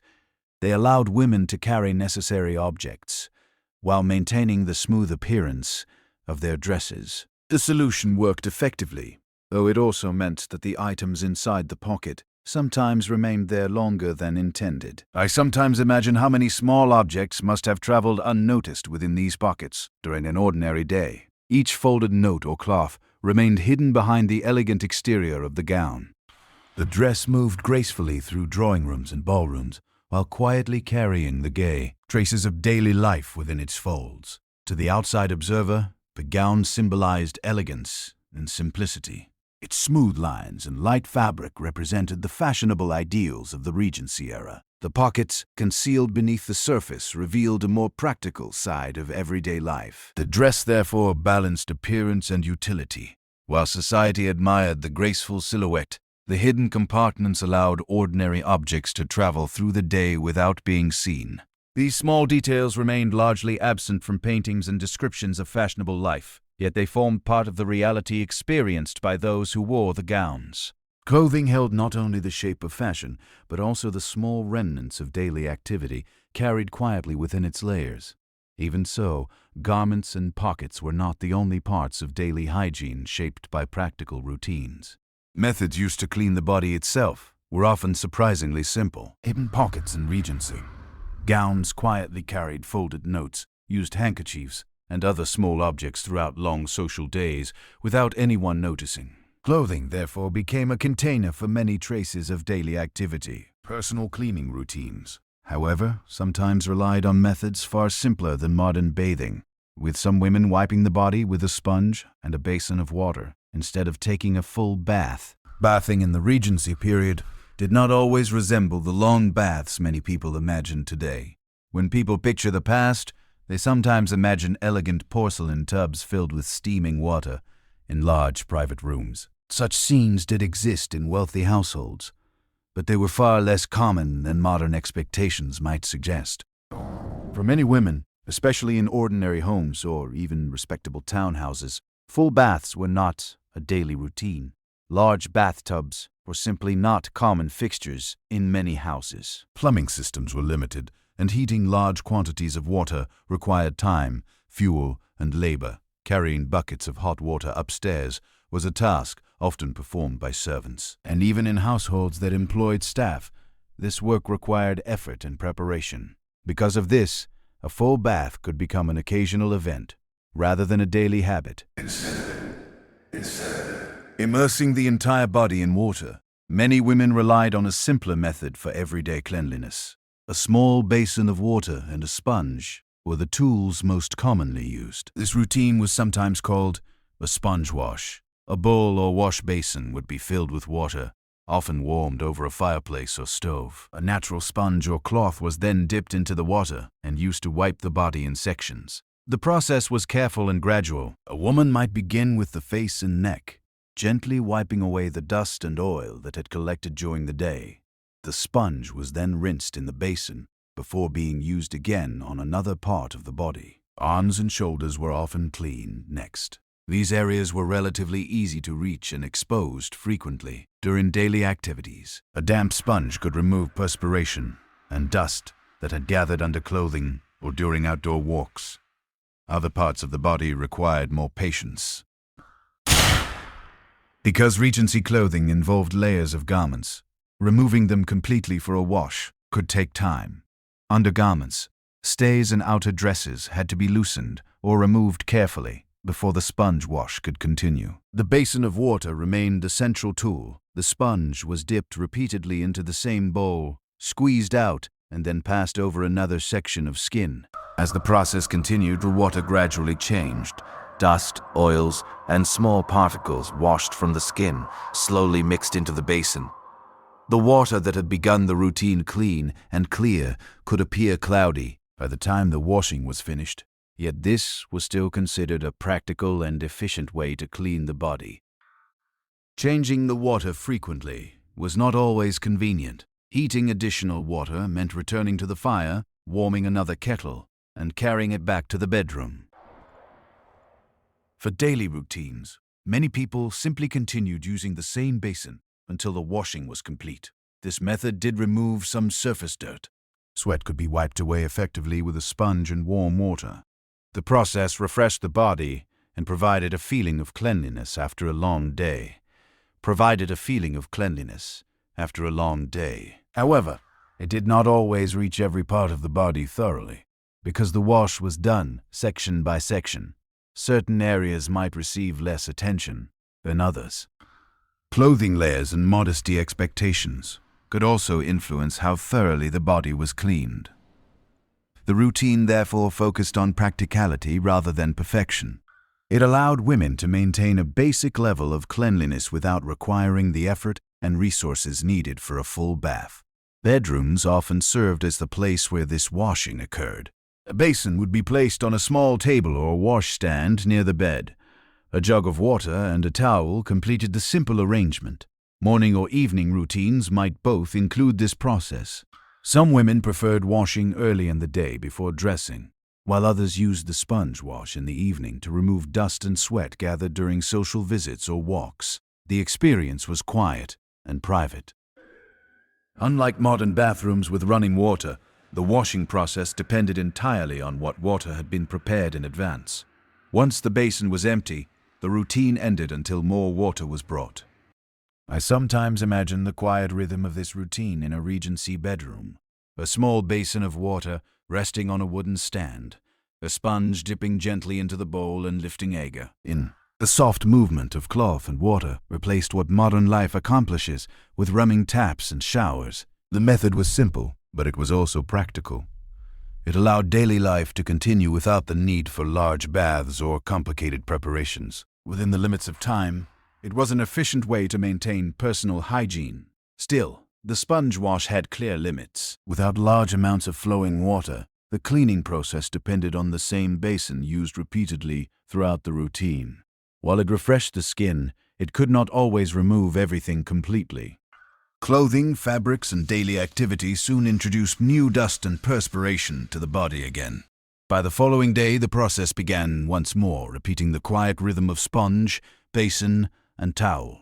Even so, personal hygiene during the Regency era was influenced by more than just washing routines. Accessories worn during social events also played a role in how people handled heat and perspiration. Daily sponge washing allowed Regency women to clean their bodies without the effort of filling a full bath, though the same basin of water often served for the entire routine. The method refreshed the skin, but did not always remove every trace of sweat or dust. In crowded social gatherings, another accessory appeared constantly in motion. Small folding fans used to cool overheated faces and bodies. Hand fans were one of the most recognizable accessories carried by Regency women. Paintings, letters, and descriptions from the period frequently show elegant figures holding delicate folding fans while attending social gatherings. These small objects were not merely decorative items. They served a practical purpose during long evenings spent in crowded drawing rooms and ballrooms. Social events during the Regency era could last many hours. Balls and evening assemblies often began late in the evening and continued well past midnight. Guests gathered in brightly lit rooms, filled with conversation, music, and movement. Candlelight illuminated the walls and chandeliers above, creating a warm glow that filled the space. Yet the same candles also produced heat. Dozens or sometimes hundreds of candles burned at once to light the room. Their flames slowly warmed the surrounding air. When combined with the presence of many guests standing close together, the temperature inside the ballroom could rise noticeably. Women arrived dressed in the elegant fashion of the time. Regency gowns were lighter than the layered dresses of earlier centuries, but they still involved multiple garments. Undergarments, light corsetry, and the outer muslin dress formed several layers resting close against the skin. These layers could trap warmth during long gatherings. While standing, walking, or dancing, the body naturally produces heat and perspiration. In a crowded ballroom where air circulated slowly, this warmth accumulated gradually. The hand fan provided a simple response to this discomfort. Folding fans were usually made from thin materials such as paper, silk, or light fabric, stretched across slender wooden or ivory sticks. When opened, the fan formed a wide semicircle capable of moving air with each gentle motion. Women carried them easily in their hands. The fan could be opened or closed within seconds. During moments of conversation or pauses between dances, many women lifted the fan and began to wave it lightly in front of their faces or necks. This movement created a small current of air. The breeze produced by the fan cooled the skin slightly and helped relieve the sensation of heat. Even a small movement of air could feel refreshing in a room filled with warm bodies and candlelight. Fans therefore became constant companions during social events. They moved rhythmically through the evening as women spoke with guests, waited for music to begin, or watched others dance. The fan might pause briefly before opening again. Moments later, beyond comfort, fans also became part of social etiquette.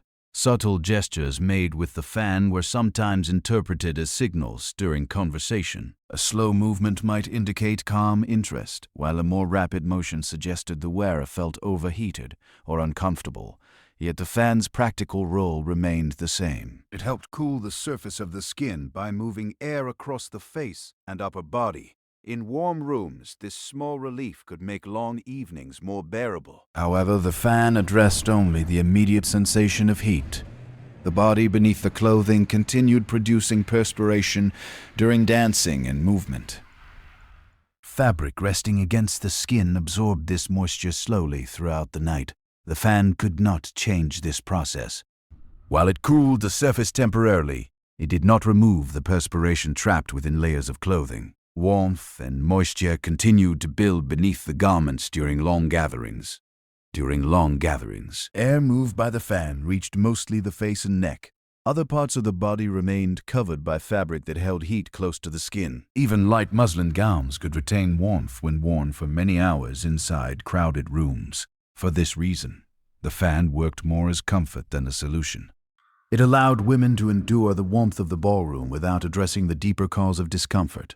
The elegant accessory softened the experience of heat rather than eliminating it. Still, the presence of fans became almost universal in such settings.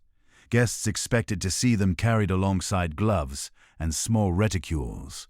Their delicate designs often matched the colors of a gown or the taste of the wearer. The fan, therefore, blended beauty with practicality. It added gray, satyr gestures and movement while quietly serving its purpose of cooling the face during long social evenings.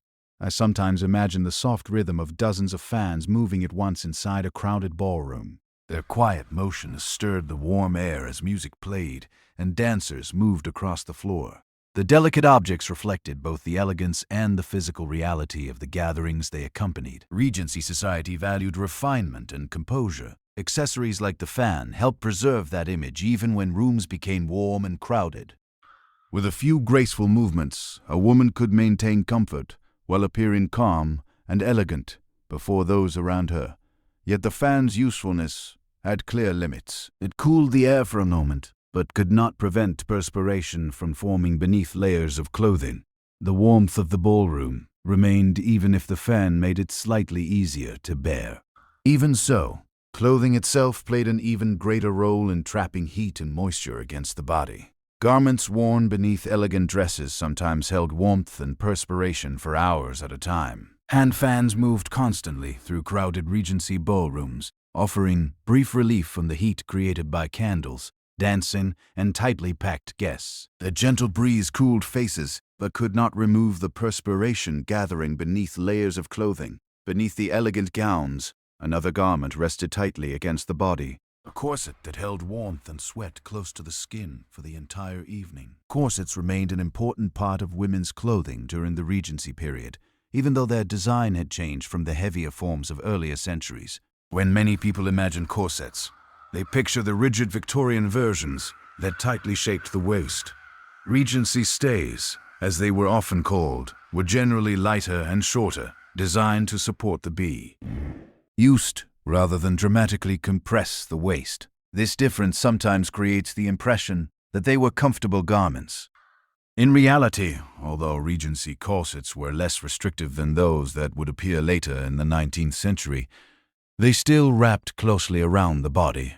The structure of the garment meant that it rested firmly against the skin for many hours each day. The corset usually formed the first structured layer worn over the undergarments. Women began dressing in the morning by putting on a linen shift, a simple garment worn directly against the skin. Over this shift, the corset was placed and fastened using laces or ties. Once secured, it shaped the upper body and created the fashionable silhouette admired during the Regency era.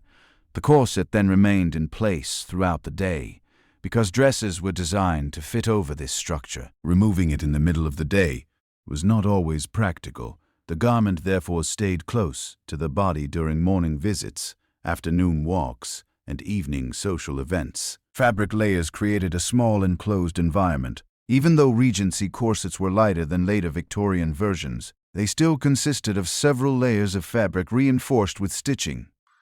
These layers were necessary to maintain the garment's shape and provide the support expected in fashionable clothing.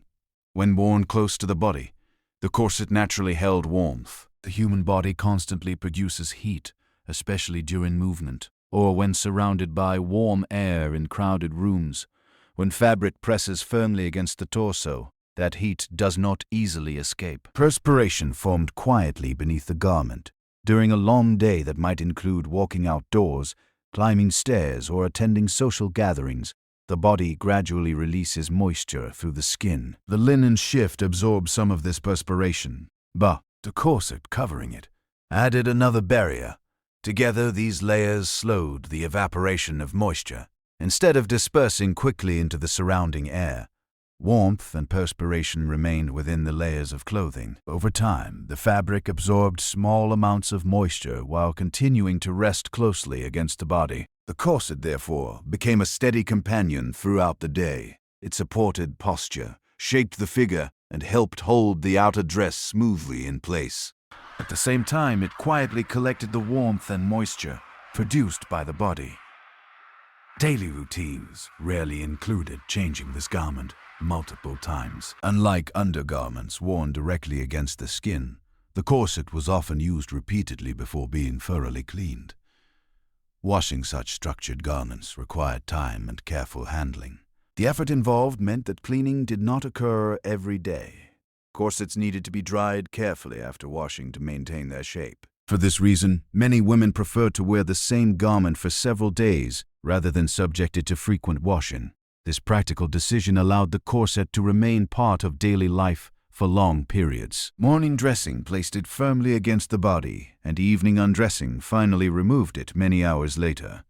During that time, the garment experienced every activity of the day. Walking through dusty streets, sitting in drawing rooms, or standing in crowded ballrooms, all occurred while the corset remained in place beneath the dress. The body continued to produce heat and moisture beneath it. Because the garment wrapped closely around the torso, air circulation within those layers remained limited. The structure that created a smooth, fashionable figure also created a contained space around the body. Modern clothing rarely functions in quite the same way. Many garments today are lighter and designed to allow air to move more freely across the skin. Materials are often chosen for their ability to release heat and moisture quickly. Regency fashion followed different priorities. The elegant silhouette created by the corset was considered essential to proper appearance. Clothing was designed to achieve that shape, even if it meant wearing structured garments for long periods. Observers admired the result. The high waistline and graceful drape of Regency gowns depended partly on the structure hidden beneath them. The corset supported the form of the dress and helped create the refined outline seen in portraits and fashion plates of the time. I sometimes imagine how familiar the sensation of wearing such garments must have been. Women moved through their daily routines with the corset resting firmly against the body, shaping posture and clothing from morning until evening. The garment was simply part of the rhythm of daily life. Yet beneath that elegance, the fabric quietly held warmth and traces of perspiration gathered during the day. The corset remained unseen beneath the dress, performing its function without drawing attention. Even so, clothing worn during social life was not the only challenge to personal comfort and cleanliness. Outdoor gatherings sometimes placed women in situations where basic hygiene became even more difficult to manage. Regency, corsets, shaped fashionable silhouettes, while quietly holding warmth and moisture close to the body throughout long days of activity. Their elegant purpose hid the simple reality that fabric layers trapped perspiration beneath the dress. Social life did not always take place indoors either, and during long countryside picnics, the absence of proper facilities created another unexpected challenge for hygiene. Outdoor picnics were considered one of the most fashionable pleasures of Regency society. On warm days, groups of friends or family would leave the crowded streets of town and travel into the countryside to spend hours together in open fields or shaded gardens. Paintings from the period often show elegant figures sitting on blankets under trees, baskets of food opened beside them, while servants stand nearby with wine or fruit. The scenes appear calm, refined, and almost effortless. But the reality of these outings was less comfortable than the paintings suggest. A Regency picnic was rarely a short event. Guests often arrived in the late morning or early afternoon and remained there for many hours. Conversations continued slowly as people walked through the fields, rested on blankets, or listened to music played by small groups of musicians who sometimes accompanied the gathering. Once the picnic began, there was rarely any reason to return to town. Food was prepared in advance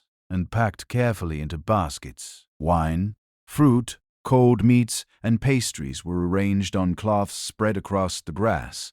Guests sat together in groups enjoying the quiet countryside, while servants moved quietly around them, carrying dishes or refilling glasses. The countryside offered beauty and fresh air, yet it lacked the practical conveniences of a house. Unlike the interior of a home, a picnic site had no permanent rooms, no private chambers, and no indoor facilities.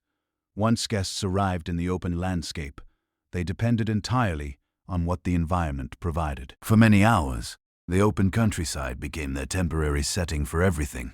Walking, eating, resting, and socializing all took place under the sky. The day moved slowly, and guests often wandered between small groups spread across the grass.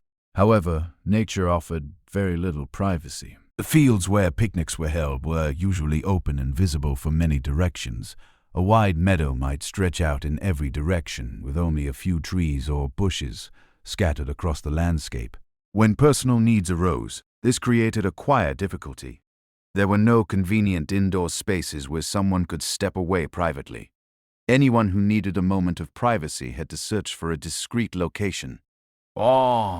Where within the surrounding landscape.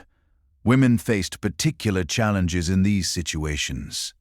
Regency dresses were long and flowing, reaching all the way to the ground. Beneath the visible gown were several layers of clothing that made movement more complicated than it might appear. Walking across uneven grass required careful steps. Holding the dress slightly above the ground prevented the fabric from dragging through dirt or damp soil. At the same time, social expectations required women to behave with composure and modesty in public settings. When privacy was necessary, women often walked quietly toward the edges of the picnic area. A small cluster of trees, a hedge, or even a gentle rise in the land could provide enough cover to step out of sight for a few moments. These natural features became the only available solution. Such arrangements depended entirely on discretion. A woman would step away calmly from the group, perhaps appearing to admire the landscape or take a short walk. Once she reached a secluded corner of the field, the surrounding plants or terrain offered a small measure of privacy. These moments were brief.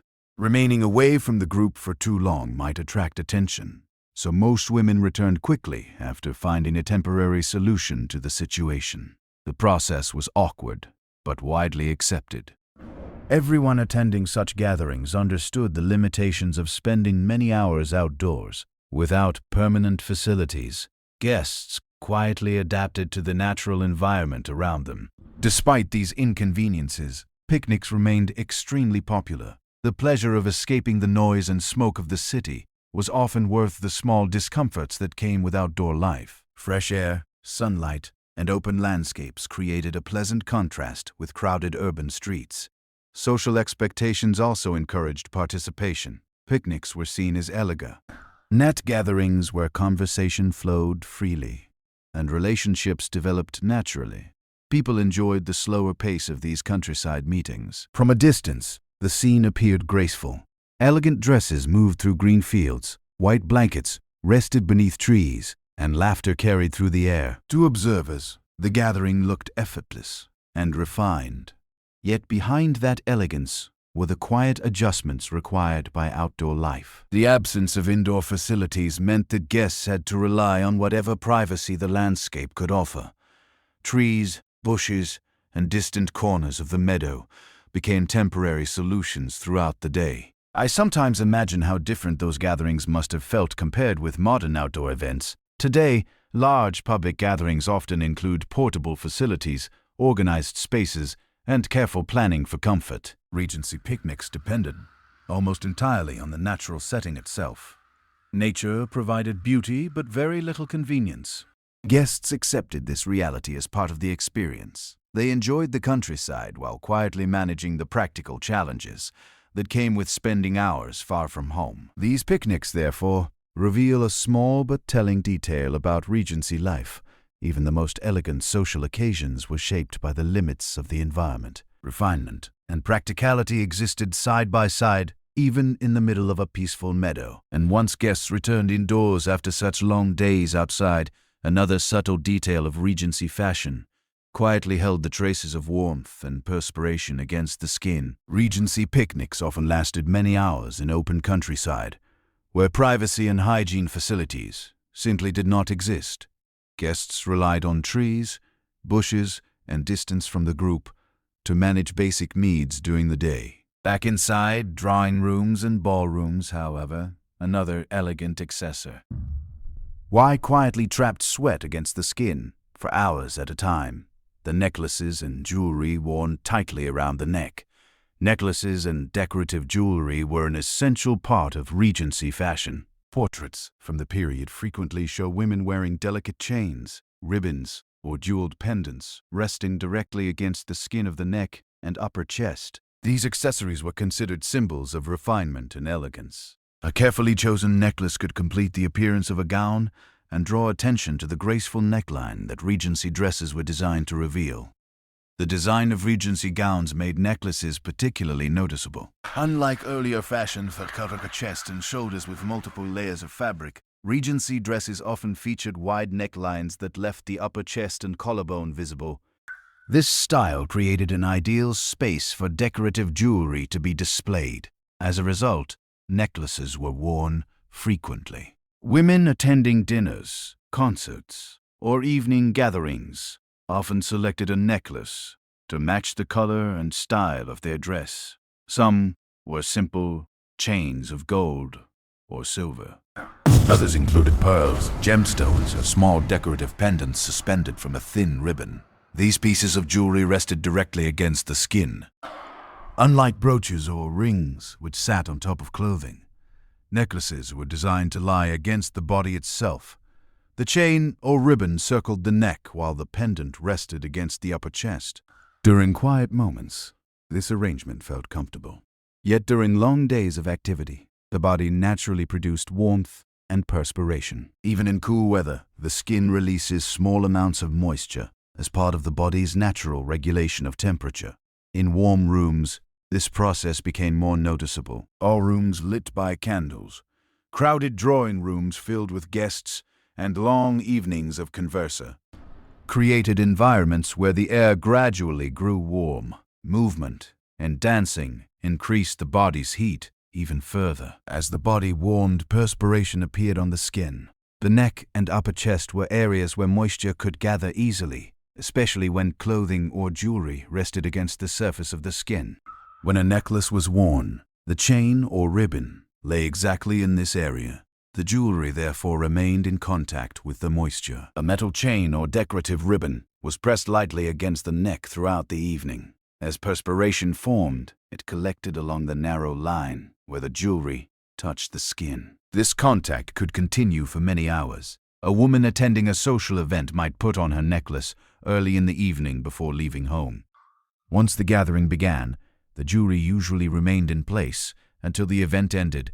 During that time, the body continued to produce warmth and moisture. Walking through rooms, greeting friends, and sometimes dancing for extended periods meant that the necklace rarely left the skin. The decorative chain followed every movement of the body. The materials of the jewelry influenced how this moisture behaved. Metal chains were smooth but cool against the skin. As perspiration gathered beneath them, the moisture sometimes remained trapped between the metal and the surface of the neck. Ribbons and fabric bands behave slightly differently. Soft materials could absorb small amounts of moisture from the skin, holding it within the fibers while still resting against the body. In either case, the jewelry stayed close to the same spot. Because necklaces were worn for appearance rather than comfort, they were rarely adjusted once the evening began. The accessory remained quietly in place as conversations and music continued around the wearer. Observers saw only the elegance of the ornament. A shinin, jeep, pendant or strand of pearls drew attention to the graceful neckline of the gown. The jewelry reflected candlelight and complemented the colors of the dress, yet the physical experience beneath that elegance was less visible. The narrow space between jewelry and skin held the warmth and moisture produced by the body throughout the evening. This detail rarely appeared in portraits or written descriptions of fashionable life. Removing the necklace at the end of the night finally released the skin beneath it. After many hours of contact, the jewelry left a faint impression where it had rested. The skin beneath the chain or ribbon often felt warmer than the surrounding area. Such details were simply accepted as part of dressing for social occasions.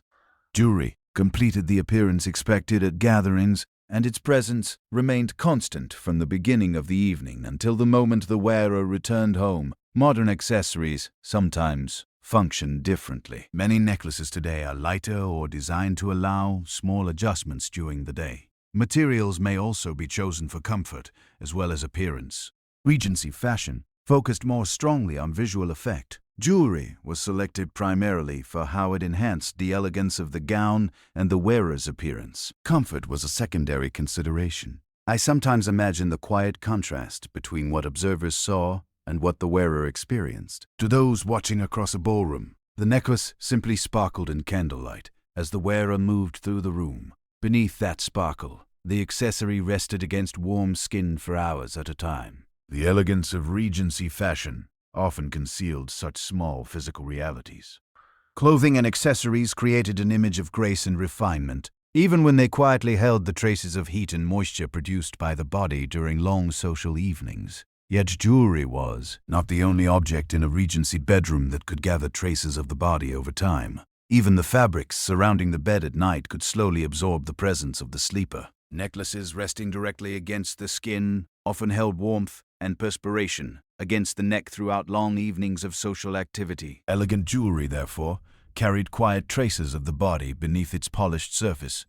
Inside Regency bedrooms, another layer of fabric waited around the bed itself. Heavy curtains and drapes that absorbed the scent of the room night after night. Beds in Regency homes were often surrounded by heavy curtains and fabric drapes that created a small enclosed space around the sleeper. To modern eyes, this design may appear decorative, something intended mainly to make the bedroom look elegant. In reality, bed curtains had a practical purpose that had existed for centuries before the Regency period. They helped keep warmth close to the body during the night and provided a sense of privacy in rooms that were sometimes shared or exposed to drafts. A typical bed could be framed by wooden posts rising from each corner. Across these posts hung thick pieces of fabric that could be drawn closed around the mattress. When the curtains were pulled together, they formed a soft enclosure that separated the bed from the rest of the room. Inside this small enclosure, the air behaved differently. The sleeper's body naturally produced warmth throughout the night. Breathing released moisture into the surrounding air, and the skin slowly emitted small amounts of perspiration while resting beneath blankets. When the bed curtains were closed, much of that warmth remained within the enclosed space. The heavy fabric slowed the movement of air between the bed and the rest of the room. Instead of dispersing freely, the heat and moisture produced by the sleeper stayed close to the bed itself. This arrangement had advantages during colder months. Bedrooms were often heated by fireplaces or small stoves that warmed the room unevenly. Bed curtains created a sheltered area where warmth could gather around the mattress, making sleep more comfortable in chilly weather. However, the same design also allowed the fabric to absorb the presence of the sleeper. Throughout the night, the curtains hung just inches from the bed. As warm air circulated slowly within the enclosure, the fabric surrounding the mattress gradually absorbed moisture and scent from the environment. Fabric materials were especially capable of holding these traces. Curtains were usually made from thick cloth such as cotton, linen, or heavier decorative materials. These fabrics had many small fibers that could retain warmth and moisture after repeated nights of use. Over time, the curtains quietly collected these elements. The process was subtle and rarely noticed from day to day. Each night added only a small amount of warmth and moisture to the surrounding fabric. Yet over weeks and months, the curtains gradually accumulated the traces of many nights spent inside the bed. The bedroom environment contributed to this process as well. Rooms often contained carpets, upholstered furniture, and heavy draperies covering the windows. These materials also absorbed warmth and scent from the surrounding air.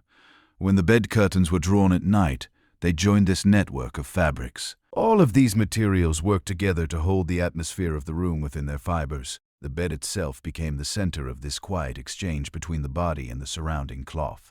Morning routines did not always remove these effects immediately. When the sleeper woke, the curtains might be opened to allow light and air into the bed. The mattress would be straightened, blankets arranged neatly, and pillows returned to their place. Yet the curtains themselves usually remained hanging around the frame. Unless they were removed for washing, the fabric continued to hold the traces gathered during previous nights. Cleaning such large pieces of cloth required time and effort. Removing the curtains meant unfastening them from the bed frame and carrying them to a place where they could be washed and dried. In households where laundry already demanded significant work, this was not a task performed every week.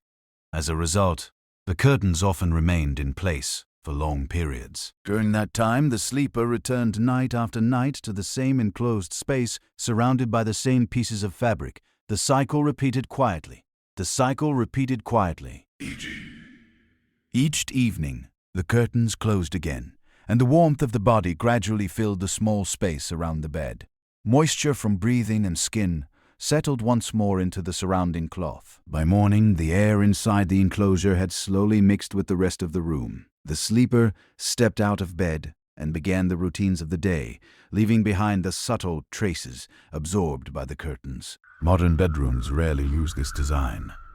Many beds today stand open to the room without surrounding curtains. Air circulates more freely, and fabrics close to the sleeper are usually limited to sheets and blankets that can be washed regularly. Regency beds followed older traditions. Their curtains provided warmth and privacy, but they also created a small environment where fabric remained close to the body throughout the night. I sometimes imagine how familiar this enclosed space must have felt to those who slept within it. The curtains created a quiet boundary between the sleeper and the rest of the room, holding warmth close, while the house around them fell silent. Within that sheltered space, the fabrics quietly collected the presence of the person who slept there, night after night.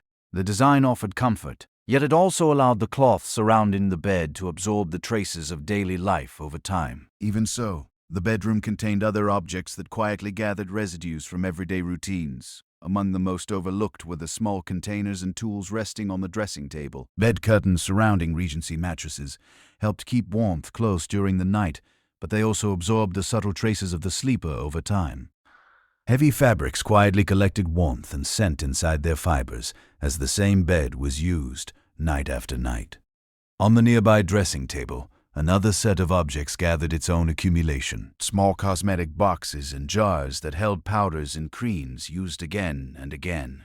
Dressing tables were quiet but important parts of many Regency bedrooms. Positioned near a window or beside the bed, they served as the place where women prepared themselves for the day and removed the signs of it in the evening. On these tables stood small mirrors, delicate brushes, and a variety of containers that held powders, creams, and other cosmetic mixtures. At first glance, the arrangement appeared orderly and refined. Yet these small objects quietly gathered the traces of daily use. Cosmetics during the Regency period were often stored in small boxes, jars, or porcelain containers. Some were made of glass, while others were crafted from metal or finely painted ceramic. These containers held face powders, skin creams, scented pastes, or small mixtures intended to improve the appearance of the skin. Many of these products were used repeatedly over long periods of time. Unlike modern cosmetics that are often replaced frequently, Regency beauty preparations could remain in the same container for weeks or even months. A jar of powder might sit on the dressing table and be opened day after, during the morning routine. Each use left a small trace behind.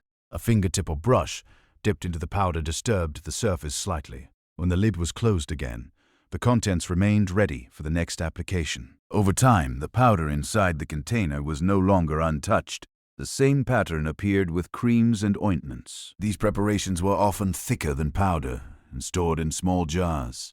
A woman preparing for the day might open the container and take a small portion with her finger before applying it to her face or neck. This repeated contact slowly changed the contents.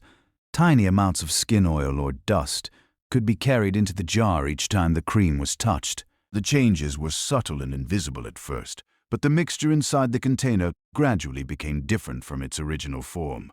The dressing table itself collected small particles as well. Bedrooms were not completely sealed from the environment outside. Dust from streets, fireplaces, or clothing could settle quietly on surfaces throughout the room. When cosmetic containers were opened, these particles could enter them. A light layer of dust might fall onto the surface of powder or settle around the edges of a jar before the lid was closed again. Over time, these small additions accumulated slowly. The containers were rarely emptied quickly. Because cosmetics were used in small quantities, a single jar might last for a long time before being replaced.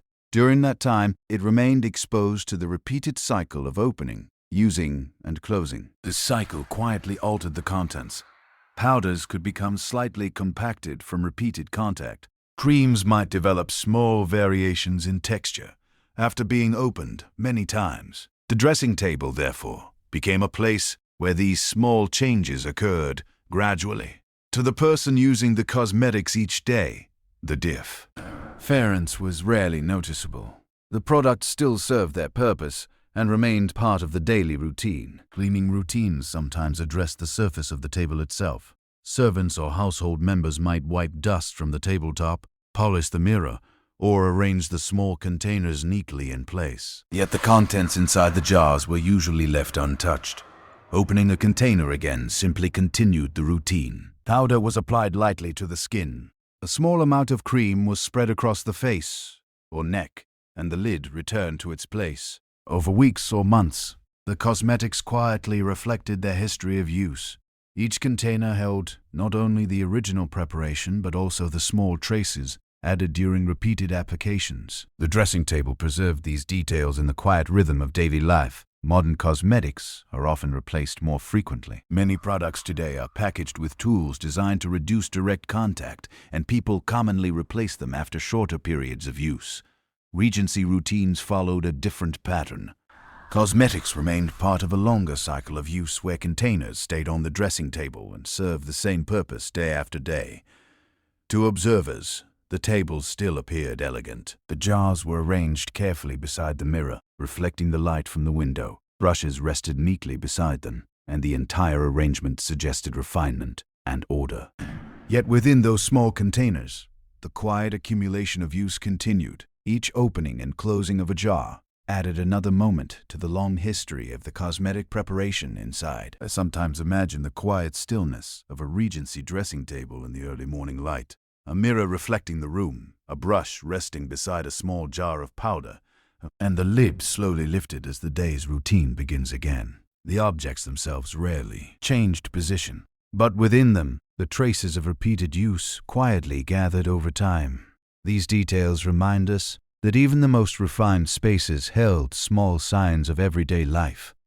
The dressing table looked delicate and orderly, yet the cosmetics upon it carried the subtle marks of the many mornings and evenings they had been used. Even so, not all attempts at managing personal scent relied on powders or creams. Some methods involved stronger substances intended to mask odor rather than remove it. Dressing tables in Regency bedrooms appeared elegant and orderly, yet the cosmetics resting there quietly accumulated traces of repeated use over time. Small jars of powder and cream carried dust, oil, and the history of many daily routines within their contents. When these preparations were not enough to manage personal scent, some women turned to another solution, a sharp liquid, sometimes applied to the skin to hide the smell of perspiration.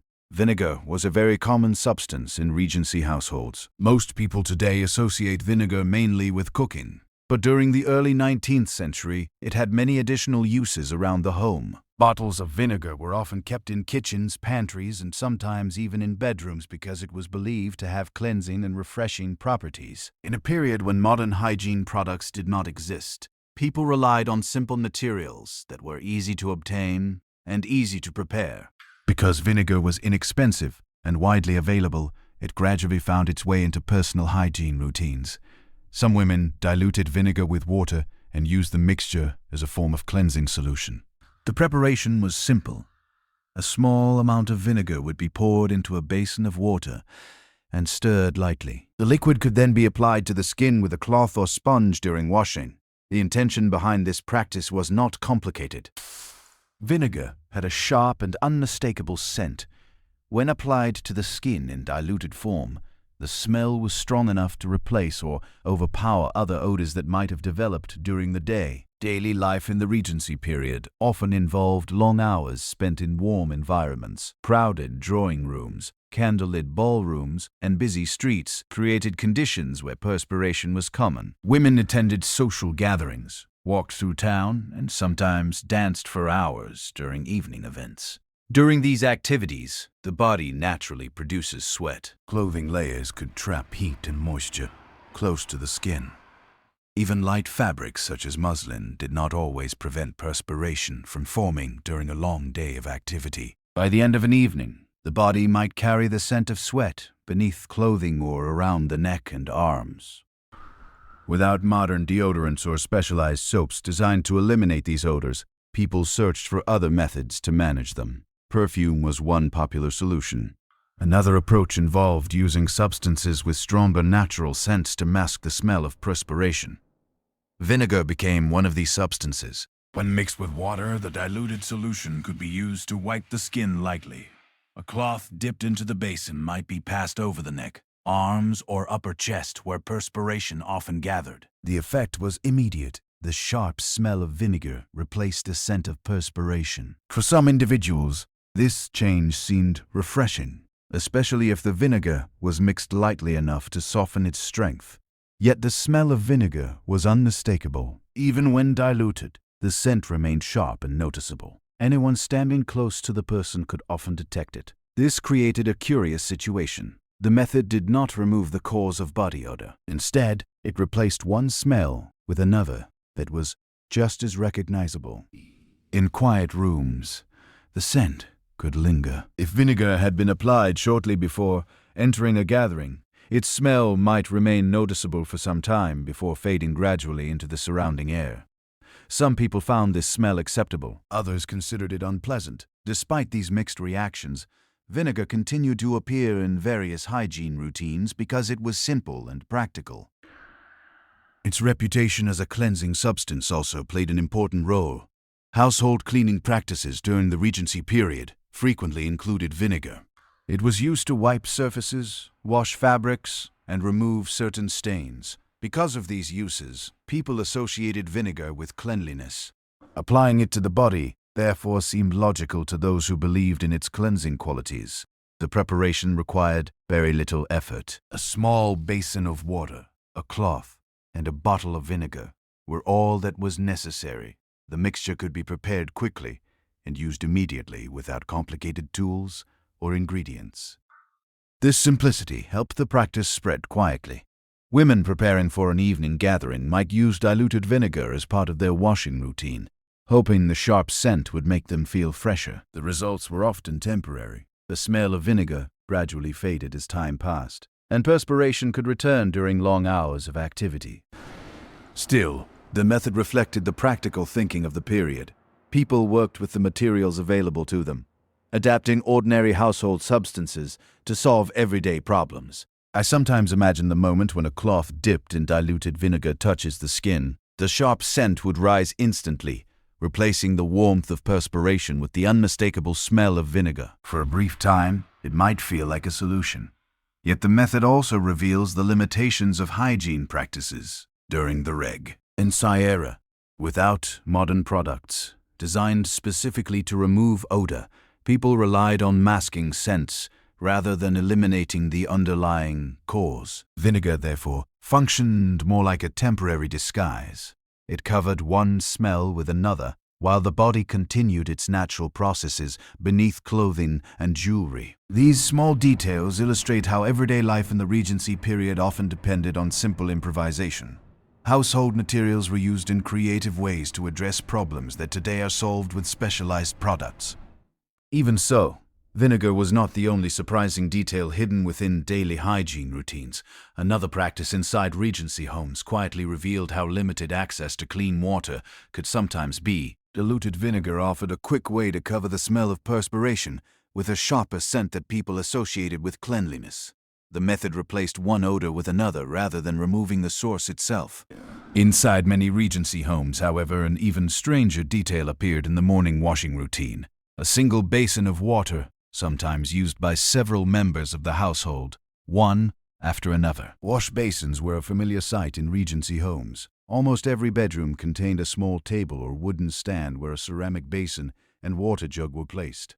This simple arrangement served as the main place for daily washing. Without running water or modern plumbing, personal hygiene depended on what water had been brought into the room and stored in the basin. Each morning usually began with this small ritual.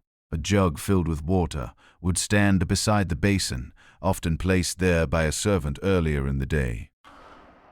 The basin itself was made from glazed ceramic or porcelain and was wide enough for washing the face and hands. The first person to use the basin usually found clear water waiting. A cloth or sponge would be dipped into the water and lifted to the face. The person washing might wipe the skin slowly, removing the warmth and dust gathered during sleep. After the face and hands were cleaned, the cloth would be squeezed back into the basin. Small traces of skin oil, dust, and moisture mixed quietly with the water. The basin still looked mostly clean, and the washing routine appeared complete. In many homes, however, the same basin remained in place. Water was not always replaced immediately after one person finished using it. Instead, the basin could remain on the stand until another member of the household needed to wash. This created a simple but common pattern. One person washed, stepped away, and another arrived shortly afterward to repeat the process. The second person dipped the cloth into the same basin. The water might still appear clear from a distance, though it now contained the traces left by the previous user. The cloth touched the surface again, and the washing routine continued. The same water, therefore, passed through several moments of use. Each person rinsed the cloth, wiped the face or hands, and returned the cloth to the basin. The cycle repeated quietly throughout the morning. The change in the water was gradual. After several uses, the liquid might appear slightly cloudy. Small particles that were invisible at first slowly gathered in the basin. Even then, the water was not always replaced immediately. Heating water required time and effort. Someone had to carry it from the kitchen or another part of the house, sometimes up flights of stairs. Because of this, households often tried to use the water already present, before preparing a fresh supply. This practical approach reflected the limits of daily life. Water was valuable, and replacing it constantly was not always convenient. A basin that still contained usable water might remain in service for several members of the household. The washing routine itself remained simple. Each person leaned over the basin, dipped the cloth and wiped the face, neck, or hands. Towels hanging nearby dried the skin afterward. From the outside, the process appeared orderly. The basin rested neatly on the stand. The jug stood beside it, and the cloth lay folded near the edge. The small washing area looked clean and well arranged, yet the contents of the basin told a quieter story. With each use, tiny traces from different individuals mixed in the water. The change was subtle and rarely discussed. Morning routines continued regardless. Members of the household washed in turn, preparing themselves for the day ahead. The basin remained at the center of this quiet sequence. Eventually, the water was replaced. A servant might remove the basin and empty it before refilling the jug with fresh water. Sometimes this happened after several people had already used it. The new water restored the appearance of cleanliness. The basin once again held clear liquid, ready for the next cycle of washing. Modern bathrooms operate very differently. Running water allows people to wash with a continuous flow that carries away what has been removed from the skin. Each person usually uses fresh water without sharing the same basin. Regency routines relied on simpler arrangements. The basin and jug formed a practical solution in a world where plumbing systems had not yet become common in homes. I sometimes imagine the quiet scene of a Regency bedroom early in the morning. Soft daylight enters through the window. A ceramic basin rests on its stand, and a jug stands nearby. One person washes, steps away, and another takes their place a few minutes later. The process repeats without much attention. Each user performs the same motions, dipping the cloth and wiping the skin before returning the cloth to the water again. These routines reveal how personal hygiene often depended on shared resources. The basin served everyone in the household, quietly connecting their morning routines through the same bowl of water. What appears orderly from a distance sometimes contains these small practical compromises. Cleanliness was pursued within the limits of the tools and resources available at the time. Even so, the challenges of hygiene became even more noticeable when people traveled far from home.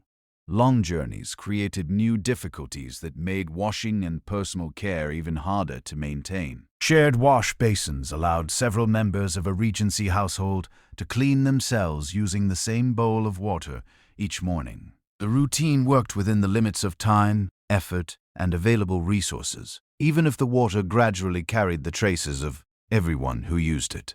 When women traveled far from home, however, the situation became even more difficult, as long carriage journeys left little opportunity for washing at all. Travel in the Regency era was a slow and physically demanding experience. Unlike modern journeys that can carry passengers across great distances in a matter of hours, traveling in the early 19th century required patience and endurance. The primary method of transportation was the horse-drawn carriage, a vehicle that connected cities, towns, and countryside estates through networks of long, dusty roads. For many women, journeys meant sitting inside a carriage for extended periods of time. A trip between towns could last several hours, and longer journeys sometimes stretched across an entire day. Passengers entered the carriage early in the morning and remained inside as the horses carried them steadily forward along uneven roads. The interior of a carriage was not especially spacious. Most vehicles were designed to carry several passengers at once, often facing one another, rare. Also narrow space. Luggage was stored either behind the seats or secured outside the carriage itself. Once the journey began, movement inside the carriage became limited. Passengers remained seated, while the wheels rolled steadily across the road. The vehicle swayed slightly, with every turn or bump in the path, and travelers often held onto the seat or carriage frame to maintain balance. Clothing added to the physical experience of travel. Women wore dresses, undergarments, and sometimes shawls or cloaks depending on the weather. These layers were necessary for social appearance, but remained on the body for the entire journey. As hours passed, the body gradually produced warmth, even without significant physical movement. Sitting in an enclosed carriage allowed body heat to accumulate slowly. The presence of several passengers in the same space increased this effect. Air circulated through small windows. During warmer weather, these windows were sometimes opened to allow fresh air inside the carriage. While this helped reduce the warmth, it introduced another element into the journey. Dust from the road entered the carriage as well. Horse hooves and carriage wheels disturbed the dry surface of the road, sending small clouds of dust into the air behind the vehicle. As the carriage moved forward, some of this dust drifted through the open windows. These particles settled quietly on clothing and skin. Hair, sleeves, and the surface of dresses could gather a thin layer of dust during long hours of travel. The change was gradual, but noticeable by the end of the journey. Sweat also became part of the experience. Warmth inside the carriage combined with clothing layers to create small amounts of perspiration. Even when the weather outside was mild, sitting in a confined space for many hours could produce this effect. Travelers had very few opportunities to wash during the trip. Unlike modern travel with regular rest stops and facilities, Regency roads offered limited places where travelers could stop and clean themselves. Occasionally, the journey included stops at inns. These inns served as resting places where horses could be changed and passengers could stretch their legs. Some provided food and rooms where travelers could pause before continuing their journey. However, these stops were not frequent. A carriage might travel for many miles before reaching the next inn or town. During the time between stops, passengers remained inside the vehicle. Inside the carriage, there was no basin or supply of water for washing. A handkerchief might be used to wipe dust from the face or neck, but this provided only a small measure of comfort. Dust and perspiration, therefore, continued to accumulate.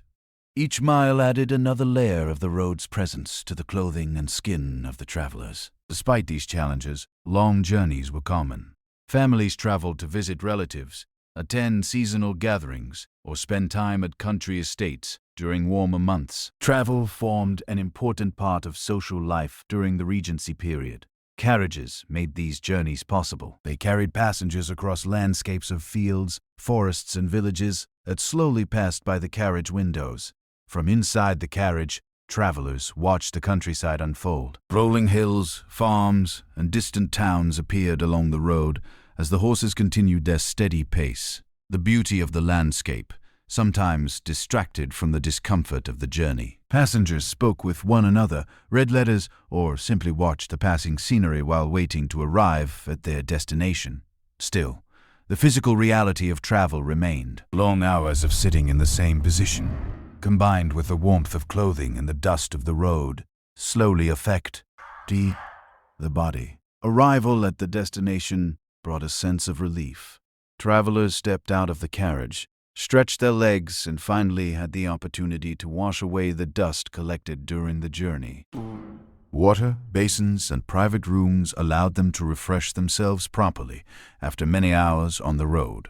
Only then could they restore the neat appearance expected in polite society. These journeys remind us how dependent hygiene was on circumstance. At home, routines of washing and grooming could be followed regularly. During travel, those routines were interrupted by the realities of long roads and limited facilities. The road itself offered movement and adventure, but very little comfort. Passengers simply endured the conditions until the journey reached its end. Looking back, these experiences reveal how daily life required constant adaptation to the environment and technology of the time. People worked within those limits, maintaining their routines as best they could, while traveling across a world that moved far more slowly than our own. Long carriage journeys exposed Regency travelers to dust, warmth, and many hours without the chance to wash properly. The road quietly covered clothing and skin with the traces of travel before the destination was finally reached. These everyday realities reveal the larger lesson of Regency hygiene. Daily cleanliness was shaped less by ideals and more by the practical limits of the world people lived in. Looking back at the daily hygiene habits of Regency women reveals a world very different from the one we know today.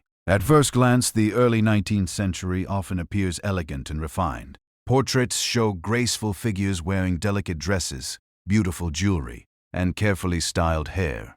Social gatherings took place in decorated drawing rooms and bright ballrooms, where music, conversation, and dance filled the venue. From this distance, the period can seem polished and orderly, yet daily life beneath that elegant surface was shaped by practical limitations.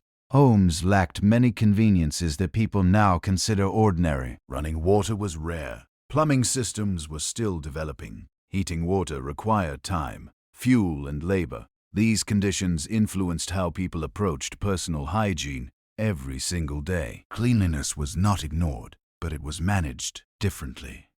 Instead of relying on modern bathrooms with showers and sinks that provided constant streams of water, Regency households depended on basins, cloths, and small amounts of heated water carried from another part of the house. A daily wash often meant wiping the face and body with a sponge rather than taking a full bath. This method could refresh the skin, but did not always remove everything completely. Dust, perspiration, and the traces of daily life sometimes remained beneath layers of clothing or within fabrics that were worn repeatedly. Clothing itself played an important role in how hygiene was understood.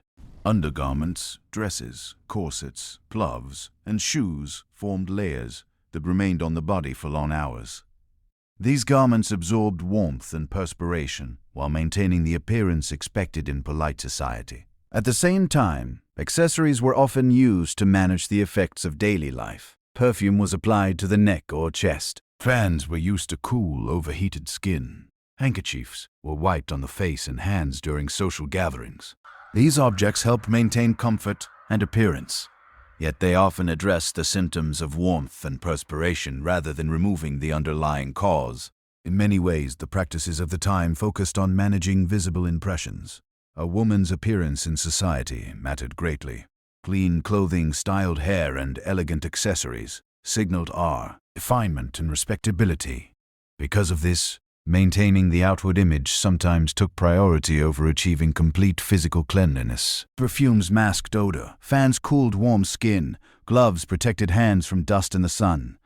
These solutions created an impression of freshness even when the deeper routines of washing were limited by practical circumstances. Living conditions also shaped hygiene habits. Bedrooms were warmed by fireplaces and sometimes surrounded by heavy fabrics that held warmth during the night. Bed curtains, carpets, and drapes absorbed the atmosphere of the room over time.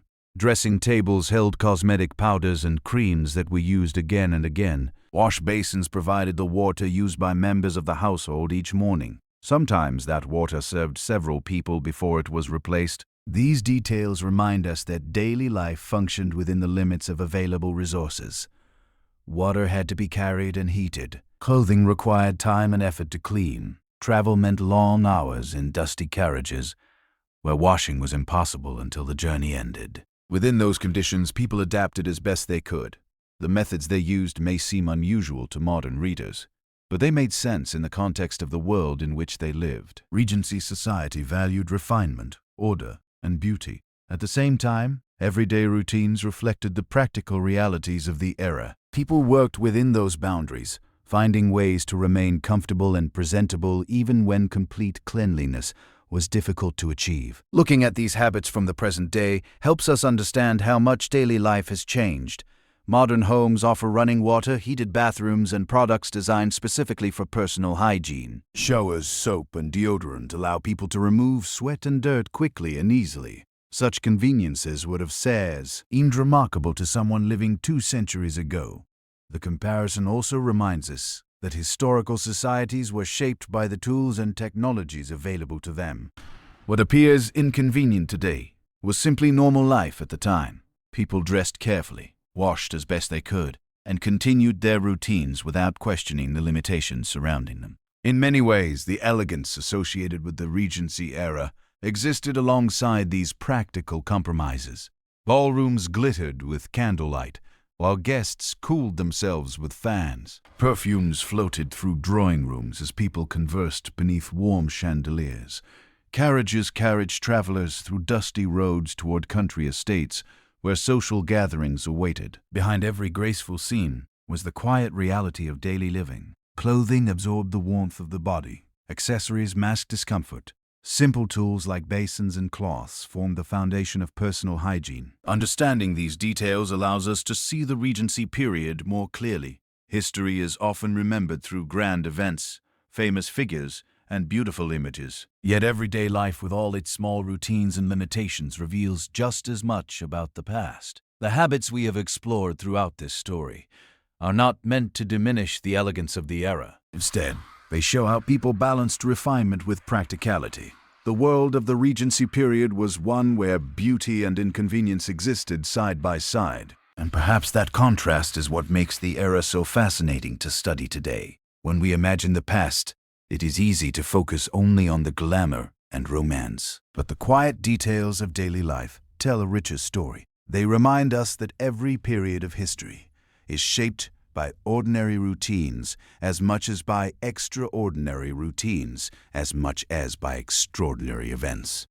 As you think about these small glimpses into Regency hygiene, you may notice how different our modern routines have become. Water flows from taps without effort. Bathrooms provide privacy and comfort. Cleaning products are designed to remove dirt and odor in ways that earlier generations could only imagine. What once required careful preparation and patience can now be done in minutes. The contrast between these worlds highlights the remarkable changes that have taken place over the past 2 centuries. Yet the people of the Regency era lived their lives with the same goals that guide us today. They wanted to feel comfortable, appear presentable, and enjoy the company of others. Within the limits of their time, they created routines that allowed them to do exactly that. And now, as our story of Regency hygiene comes to an end, it is a good moment to pause and reflect on how far daily life has evolved. The quiet routines of washing, dressing, and preparing for the day connect people across centuries. They remind us that history is not only about kings, battles, or great inventions. It is also about the ordinary habits that shape everyday life. Thank you for spending this time exploring these small but revealing details of the Regency world. I hope the journey has helped bring the past a little closer and made its daily routines easier to imagine. Now, as the story gently comes to its conclusion, it may be time to let the thoughts of another century fade into the quiet background of the night. Allow the images of candlelit rooms, long country roads, and soft bedroom curtains to settle slowly in your mind. Let the calm rhythm of history drift away as the evening grows still. And wherever you are listening from, I wish you a peaceful night.